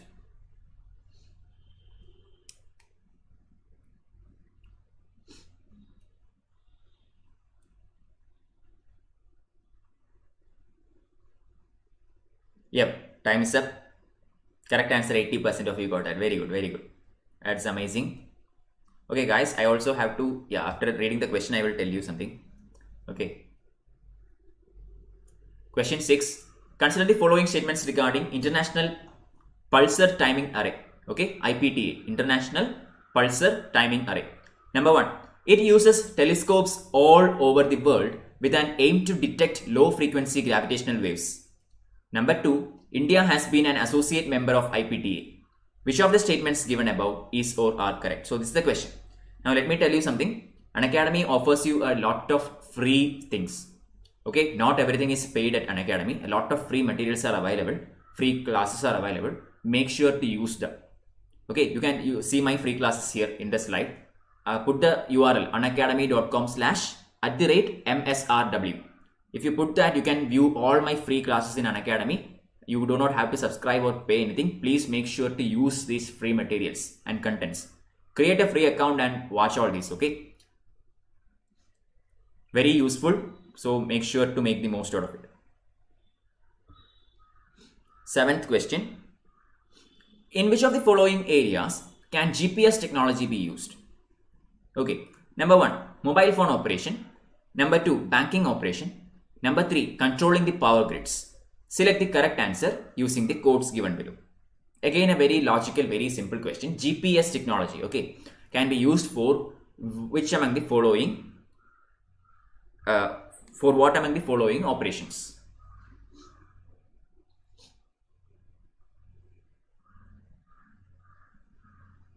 Very simple, very direct question. Option D, correct answer. Everything. Okay, GPS can be used for everything. Everything is better with GPS. Okay, and Bluetooth. So that's also correct. Question 8. Consider the following statements with reference to nanotechnology. Number 1. It involves science and engineering of objects in range of 1 to 10 nanometers only. Number 2. An atomic force microscope is used to generate images of nanoscale details on a physical surface. Choose the correct answer. Okay, atomic force microscope is used to generate images of nanoscale details on a physical surface. Choose the correct answer.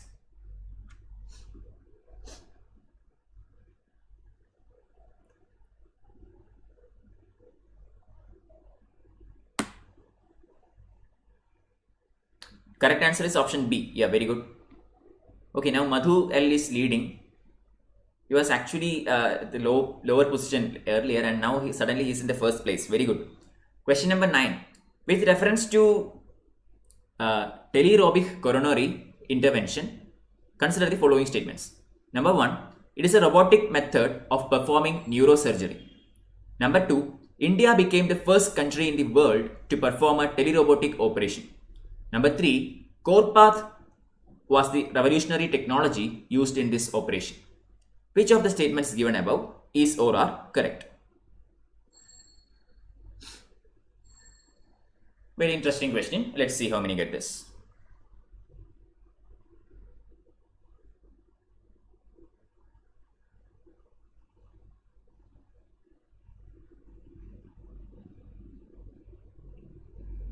Yes, very good. So the quiz is being conducted in the Unacademy learning app. Today's theory session is over. It was completed 10 minutes ago. Now is the quiz session, second part of this my sessions. So please join the quiz using the Unacademy app. And the code for today's quiz is 699075 and the topic is science and technology. Okay. 10th question. Which of the following pair is or are correctly matched? Spacecraft and the purpose. Number 1, Cassini-Huygens, orbiting the Venus and transmitting data to Earth. Second one, Messenger, mapping and investigating the Mercury. And number 3rd one, Voyager 1 and 2, exploring the outer solar system. Yep, correct answer option B, 50% getting it. Very good.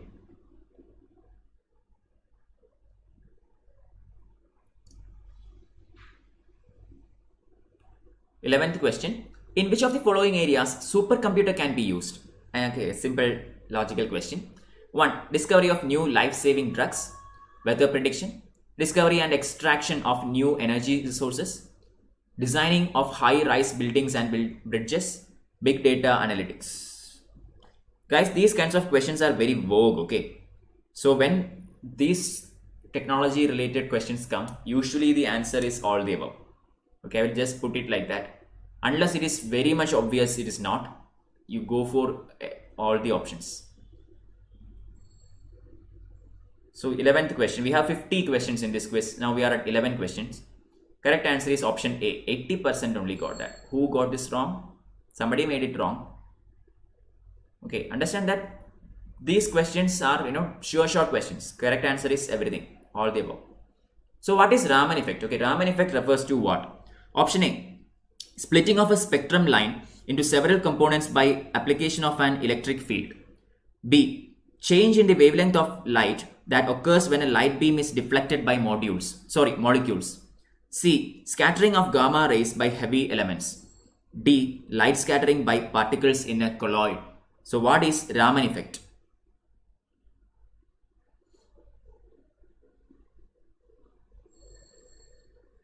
Okay, what is Raman effect? So to the new joinees in YouTube, we have completed our history section for the day. The theory session is completed about 10 minutes back. Now we are moving into the second part of this session, that is the quiz using the Unacademy learning app. And today's topic is science and technology. So please join the quiz using the Unacademy learning app. Okay, the quiz code is given here, 699075. If you have any queries regarding how to join, please let me know in the YouTube chat and I will help you through it. Okay. Question number 13. Consider the following statements regarding hepatitis C. 1. It is a viral disease that infects the liver.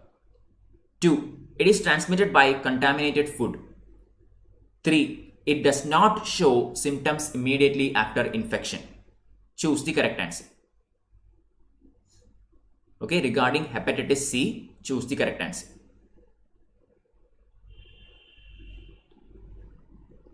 Learners in YouTube, kindly join this quiz using the Unacademy learning app. Okay, if you do not know how to do it, please ask me and I will help you through it.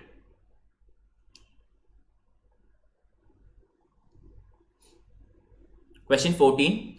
Anita instrument that was recently in news is a dash. Option A, radio telescope device developed by NASA, an instrument for narcotics control, a rover in Chandrayaan mission, a rover on asteroid Bennu. What is Anita instrument? So in order to participate in the quiz, all you have to do is download the Unacademy learning app from Google Play or App Store and then create a free account. Then go to this, just follow the instructions given in this screenshot. Okay, click this test button here and then click the join quiz tab and enter the quiz code 699075. There is about 37 more questions in this quiz, so please do join.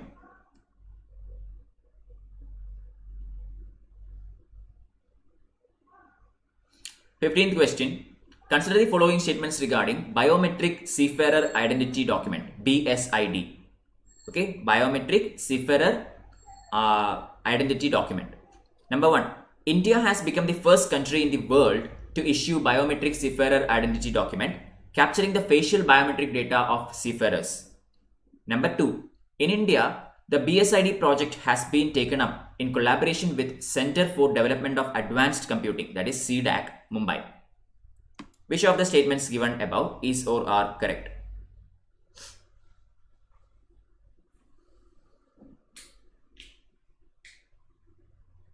Time's up. Correct answer is option C, 80%. Both the statements are correct. Okay, very good. Sri Sindhu Devi at the top now. Seema Sethi at second place. 16th question. With reference to anthrax, consider the following statements. Number 1. Anthrax is an infectious disease caused by Bacillus anthracis bacteria. 2. It is an infectious disease. Okay, I am sorry regarding that. Anyway, 3. It is contracted by bovines and it is contracted by bovines and humans don't get infected by this disease. Choose the correct answer.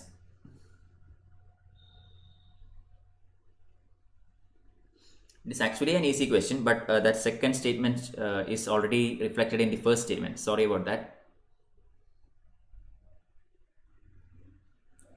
Yeah, C is the correct answer. 40% getting it. Anthrax can be contracted by humans also. Okay.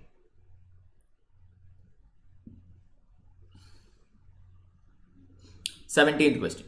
Which among the following phenomena may be explained through the concept of total internal reflection or TIR? Okay. Number 1, mirage observed in deserts. Number 2, transmission of signals through an optical fiber. Number 3, sky appearing blue. And number 4, clouds appearing white. So total internal reflection can be seen in which among the following? Okay.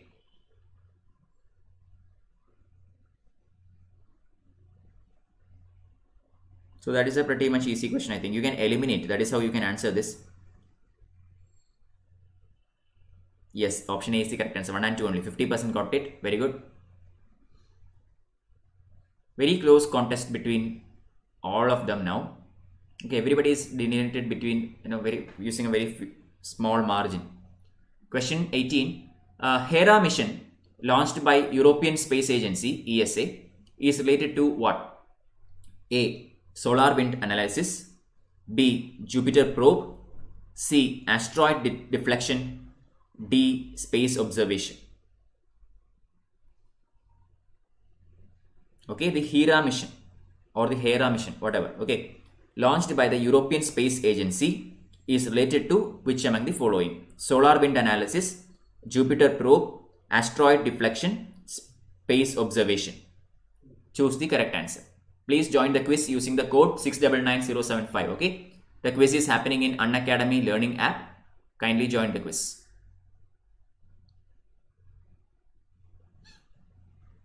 Yeah. Question number 19. Which of the following statements best depict the concept of ballistic missiles? Okay. Number 1. These are the missiles created to carry nuclear warheads. B. These are the missiles which follow a suborbital path in one of their stages. C. These are the missiles which travel at supersonic speeds. And D. These are the missiles which have intercontinental attack capability. Choose the correct answer.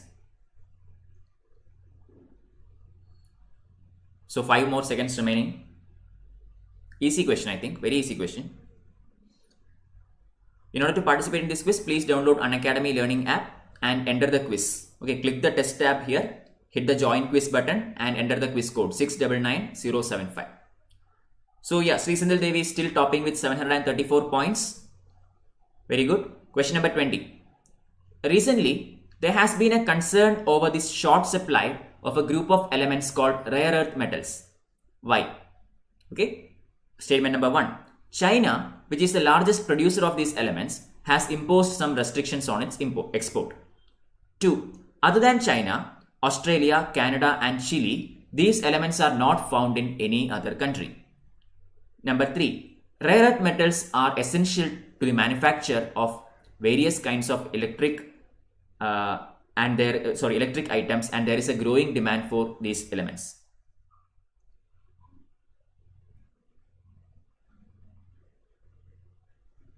Option C is the correct answer. 20% got that. Sri Sindhil Devi at first place, Seema Sethi currently at second place, Madhu at third place. 21st question. A team of scientists at Brookhaven National Laboratory, included those from India, created the heaviest antimatter. What is or are the implications of creation of antimatter? Okay. Statement number 1. It will make mineral prospecting and oil exploration easier and cheaper. 2. It will help prove the possibility of the existence of stars and galaxies made of antimatter. 3. It will help understand the evolution of universe. Select the correct answer. So what these are the advantages of finding antimatter? Okay, that is the question. Creation of antimatter. Yeah, time is up. Correct answer is option B. 25% of you getting it. Very good.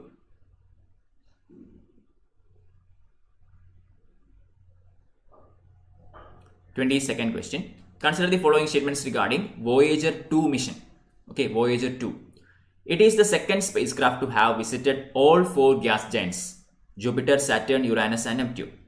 2. Voyager 2 is the only probe ever to study Neptune and Uranus during planetary flybys. Number 3. The heliosphere is a bubble around the sun created by the outward flow of the solar wind from the sun and opposing inward flow of the interstellar wind. Which of the statements given above is or are correct? Very easy question, very easy question.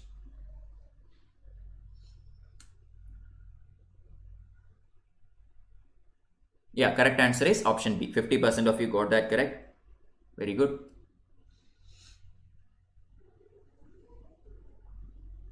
Moving on to our next question for the day. Question number 23. What is 2020 CD3? Okay, what is 2020 CD3? Option A, Earth's second moon.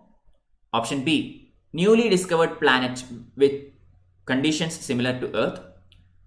Option C, exoplanet. And option D, meteorite. So which among the following, or what is 2020 CD3? Dear learners who are watching this quiz via YouTube, kindly participate in this quiz directly using Unacademy learning app. Okay, download the app, click this test button here as shown by the red circles and hit the join quiz button and provide the code 699075. This is free. Anyone can participate with the app. Okay, so please do participate. The participants will get full answers with explanations at the end of this quiz within the app itself. Okay, question number 24. Which of the following are correct regarding geographical indicators in India? Number 1. The natural manufactured product and intangible cultural heritage of India can be accorded the GI tag. Number 2. Darjeeling tea, Tirupati laddu, Kangra paintings, Kashmir pashmina are accorded GI tag. Number 3. Invaluable treasures of incredible India is the tagline of GIs in India.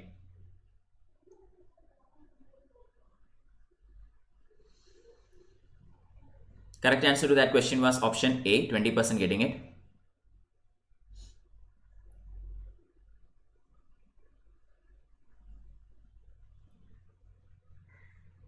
Twenty-fifth question. With reference to Geosynchronous Satellite Launch Vehicle, GSLV, consider the following statements. Number 1. GSLV is used to put lighter payloads in orbit than the Polar Satellite Launch Vehicles, PSLV. Okay. Number 2. It is a 3-stage launch vehicle with cryogenic upper stage or CUS. Which of the statements given above is or are correct?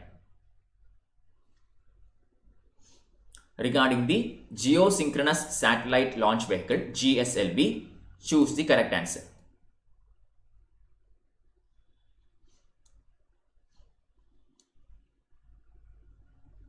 Yeah, 25th question. We are halfway into the quiz.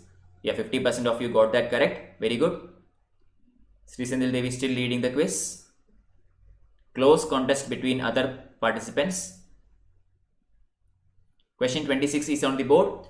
What is the Chandrasekhar limit? Okay, what is Chandrasekhar limit? Sorry. There was a connection issue. Very sorry. Okay, option A. Maximum mass theoretically possible for a star for a stable white dwarf star. B. Maximum mass theoretically possible for black hole. C. Maximum speed at which light travels in vacuum. D. Distance between sun and earth. So what is Chandrasekhar limit? That is the question.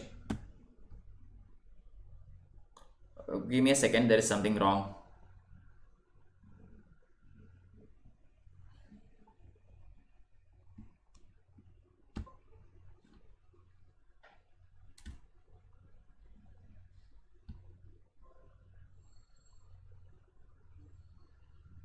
Okay guys, kindly those who are participating in this quiz using the YouTube screen, kindly participate using the Unacademy learning app.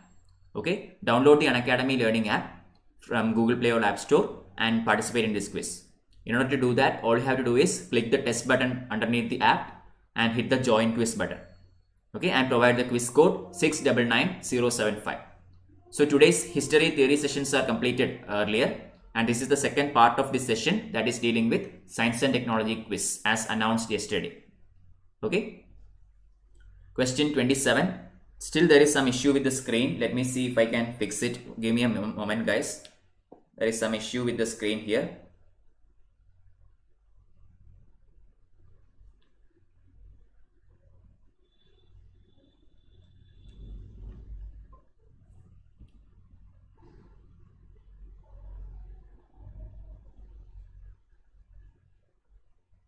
still it is coming as a bit blurry. Okay, I don't know why. Which of the statements given below is or are correct regarding the Gemini device launched recently? 1. With the device, the fishermen outside the signal range of their phone companies can ask for ground help by sending messages. 2. It uses Gagan satellite for its functioning. Choose the correct answer. Okay, why is it appearing a bit dull?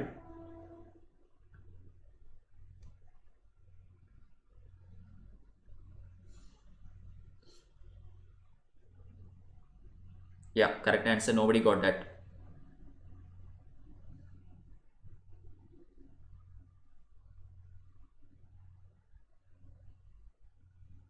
Question number 29. Consider the following statements about neutrinos. 1. They cannot trigger fission reactions. 2. Human body cannot tolerate exposure to neutrinos. 3. They are completely massless. Which of these statements given above is or are correct? Let me restart Visor. Okay, 1 second. Give me 1 second.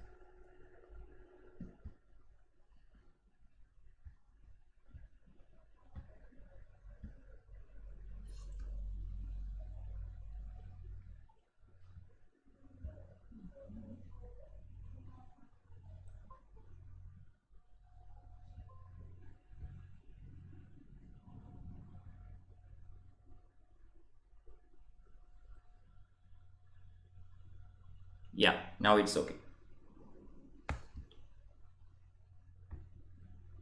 Alright, 30th question. Consider the following statements regarding the use of bioinformatics in the age of biotechnology. Number 1, it helps in predicting the structure and functions of a protein. Number 2, it can be used to improve the nutritional quality of food. Number 3, it can help in development of vaccines for deadly diseases. Which of the statements given above is or are correct? Okay, regarding the bioinformatics in the age of biotechnology, choose the correct answer.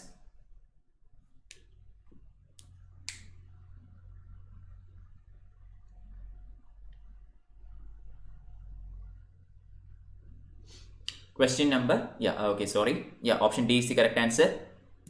Sri Sandhil Devi crossed 1200 mark there. Clearly, about 50% lead there. 31st question. Which among the following pairs is not correctly matched? Okay, option A, lead affects the blood system. B, cadmium causes cardiovascular diseases. C, mercury affects the respiratory system. And D, asbestosis causes lung cancer. So which of the following pairs is not correctly matched? 3 out of the 4 are correct, 1 is wrong. Choose the incorrect one. I request all those who are watching YouTube, if you want to participate in this quiz, I request all of you to open the Unacademy learning app and then enter the quiz code 699075. Okay, you can also participate. This is absolutely free. Yeah, C is the correct answer. Very good. 40% of you got it correct.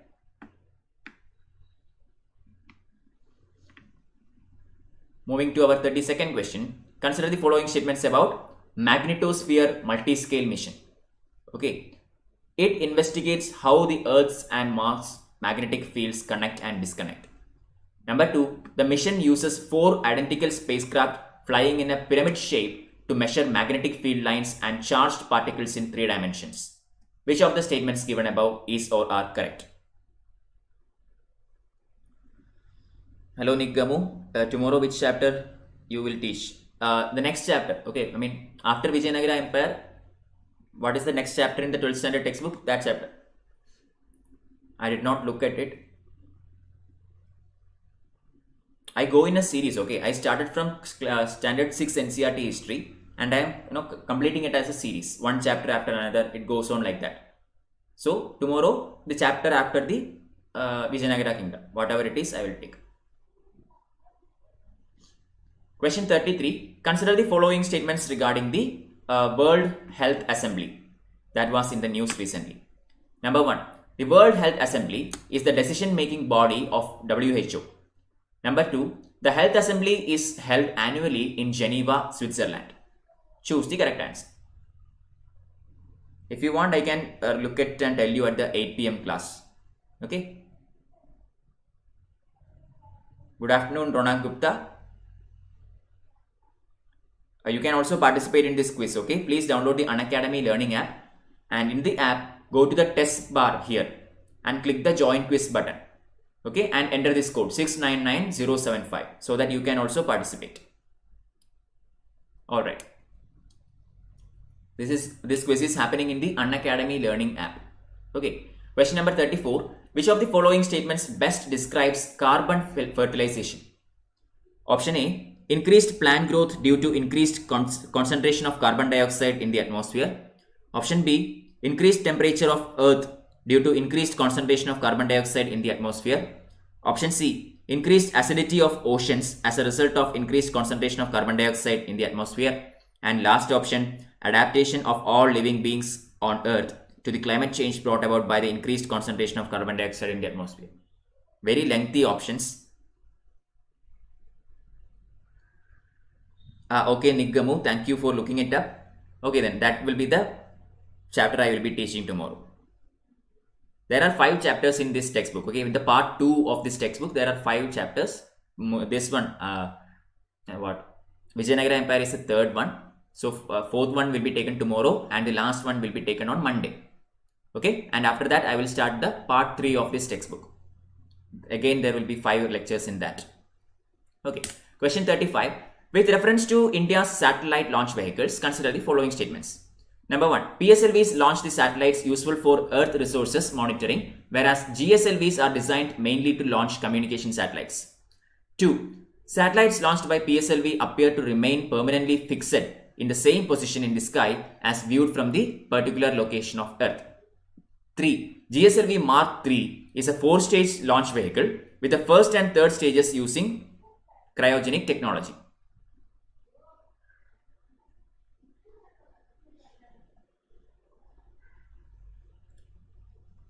Sorry, Niggamu, actually I am unable to change the schedule because I have already given a fixed schedule to Unacademy, so I will have to teach by it. Okay, I mean that immediate changes of schedule is not allowed. I am sorry regarding that. I cannot do anything about it. I already gave that schedule about a month ago. Okay, about 15 days ago I gave that schedule. It is fixed. I cannot change it. Question 36. To avoid stress during unfavorable conditions, which of the following techniques is or are used by animals? Number 1, diapause.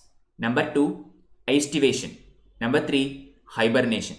Which of the statements given above is or are correct?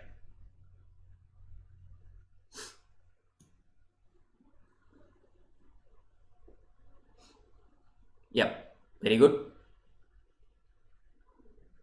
Question 37. Consider the following statements regarding the thermosetting polymers and thermoplastic polymers. First one, thermosetting polymers are long chain molecules capable of repeatedly softening on heating and hardening of cooling. 2. Thermoplastic polymers on heating undergo extensive cross-linking in molds and again become infusible. Which of the statements given above is or are correct?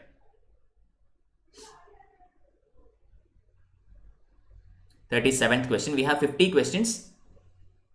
If anybody still would like to join the quiz, you can join the quiz using Unacademy learning app. Download the app from App Store or Google Play, and then click the test button underneath the app. Hit the join quiz button and provide the code 699075. This is free. Okay, anyone who want to participate can participate. Our theory session was over by 5:30, so this is the second part of the session. That is quiz on science and technology. 38th question. Consider the following statements regarding the byproducts of coal processing. First one, coke is an almost pure form of carbon. Number 2, coal tar is used in the manufacturing of synthetic dyes, drugs, explosive perfumes, etc. Number 3, coal gas is obtained during the processing of coal to get coke. Which of the statements given above is or are correct?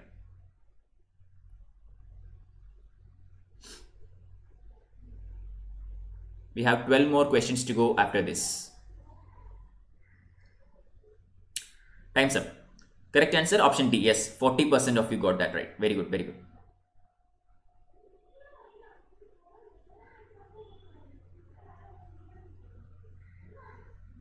Thirty-ninth question. The term Punnett square deals with what? Okay. A. Categorization of ecological habitats. B. The credit rating of companies. C. Sovereign debt rating. And D. Genetic breeding. Punnett square deals with which among the following?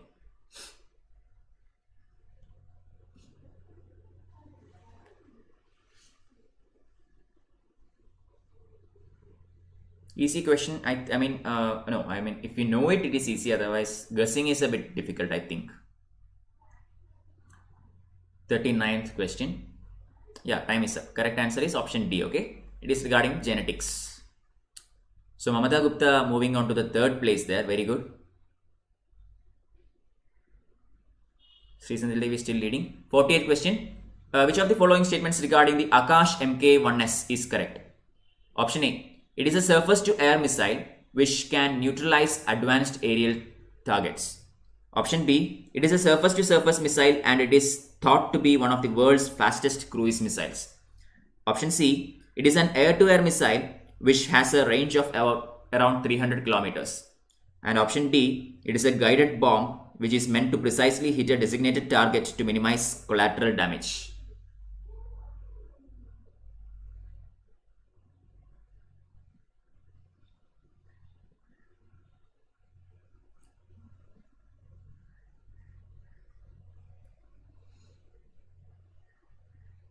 Yeah, Madhu is back on the third position.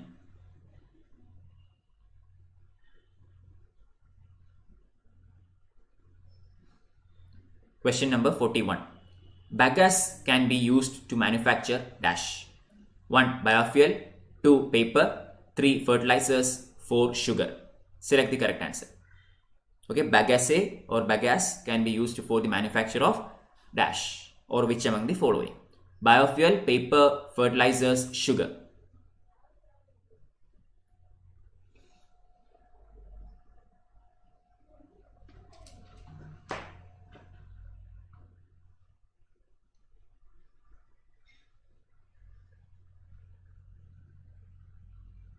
Time's up. Yes, option A is the correct answer. Okay.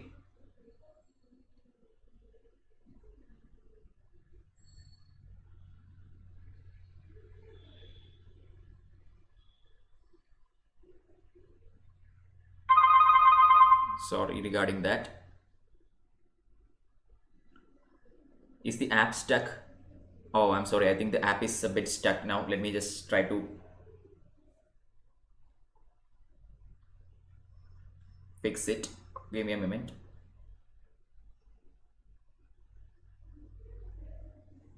Okay, it's still stuck.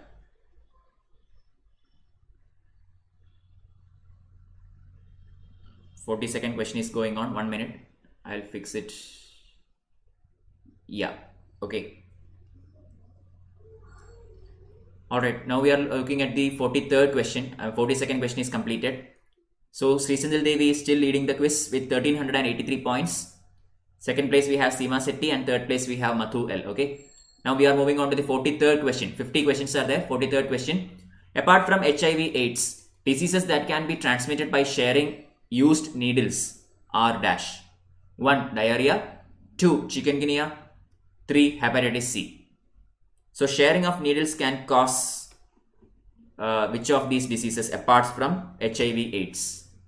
Diarrhea, chikungunya, hepatitis C.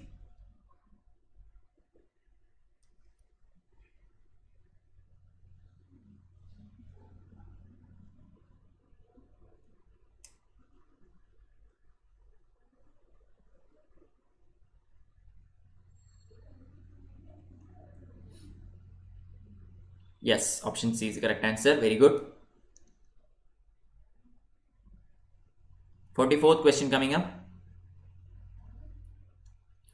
Consider the following statements regarding various plant hormones. Okay. 1. Auxin regulates growth and development. 2. Cytokinin promotes cell division. 3. Gibberellins inhibits growth in plants. Choose the correct answer.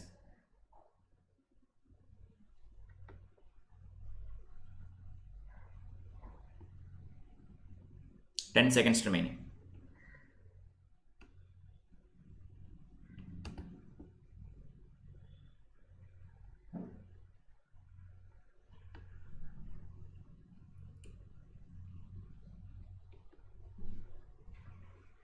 Option A is the correct answer.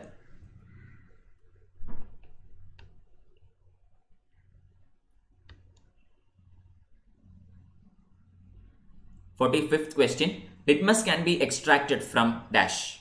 Option A, rhizobium. Option B, mycorrhiza. Option C, lichen. Option D, coral. Easy question. Litmus can be extracted from option A, rhizobium. Option B, mycorrhiza. Option C, lichen. Option D, corals. 10 seconds remaining. See if you can answer this. This is from the static portion of biology. Okay.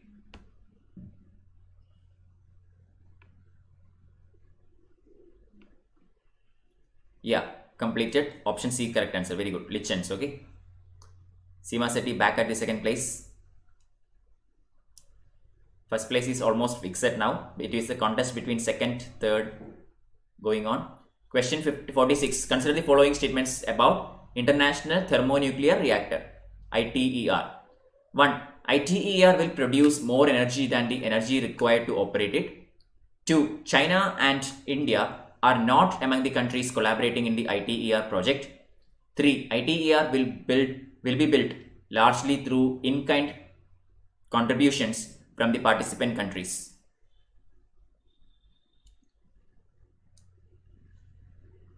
Last 5 seconds. We have 4 more questions to go after this.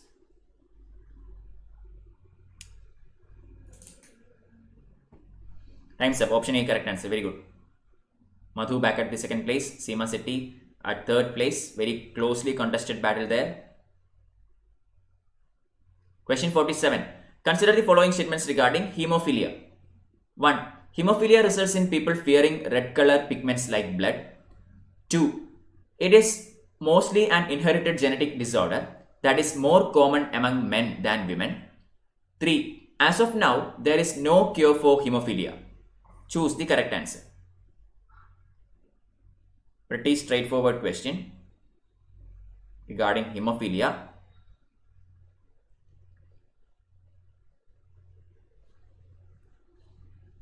Forty-seventh question, last 5 seconds.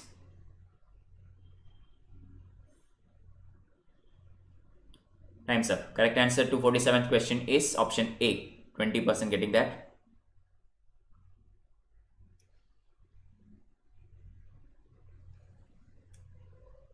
Question number 48.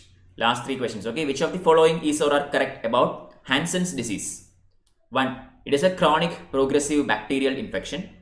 Number 2. It primarily leads to enlargement and hardening of limbs or body parts due to tissue swelling. Select the correct answer. Okay, regarding Hansen's disease. So these are all part of your static biology area for civil service. So today's quiz was based on science and technology. We have already completed the theory session regarding the history portion. Okay, so 2 more questions to go after this.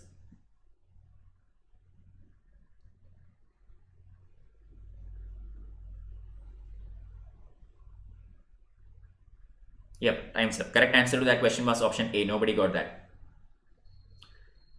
Penultimate question coming up, 49th. Okay, so the 49th question is on the board. The Mosaic mission, which is sometimes seen in the news, is aimed at dash. Option A. Exploring the universe and finding the presence of life on other planets. B. Studying the sun's corona and understanding its impact on Earth. C. Exploring the Arctic climate system and studying climate change. D. Sharing intelligence information between Indian and Israel intelligence agencies. What is Mosaic mission? I think it can be deduced from the name itself. Okay, Mosaic.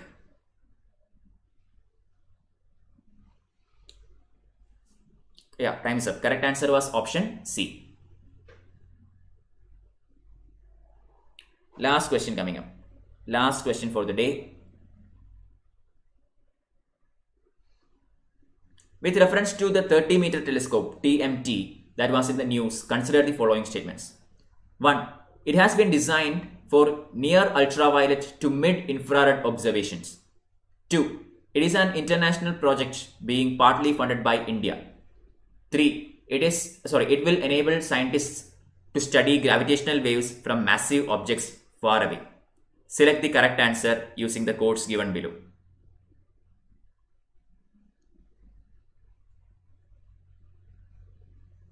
Last question.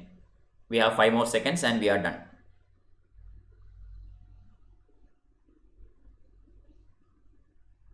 Yep, time's up. Correct answer to that question is option C. Nobody got that either.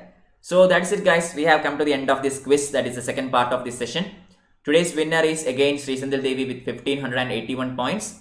Second place we have Mathu L with 848 points.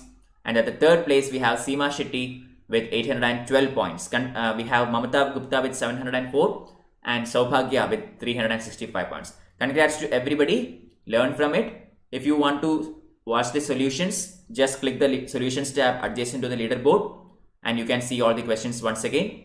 Click the arrow adjacent to each of these questions and you can see the in-depth answers with explanations. Okay, both in English as well as in Hindi. So please go through them and study well.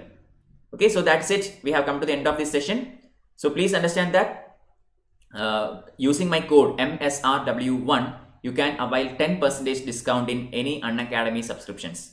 Please do consider taking a subscription, either a plus or an iconic subscription. Also, please do look into our free classes. There are many free materials available at Unacademy. Please do take a look at them anyway. Okay. Also, please follow me at t.me/msrw1. This Telegram channel, if you follow, you will get all the PDFs of my classes, class notes, other articles, etc., that I will be posting there. Okay, so please follow me at t.me/msrw1. So that's it for this session. See you again at 8 p.m. today in my Unacademy app session. Okay, at that platform also I am taking a session that is at 8 p.m. Please join me there. The link will be provided in the Telegram channel t.me/msrw1. Or otherwise you can search my name in the Unacademy platform. Alright, so that's it. Thank you everybody. Bye bye. See you again at 8 p.m.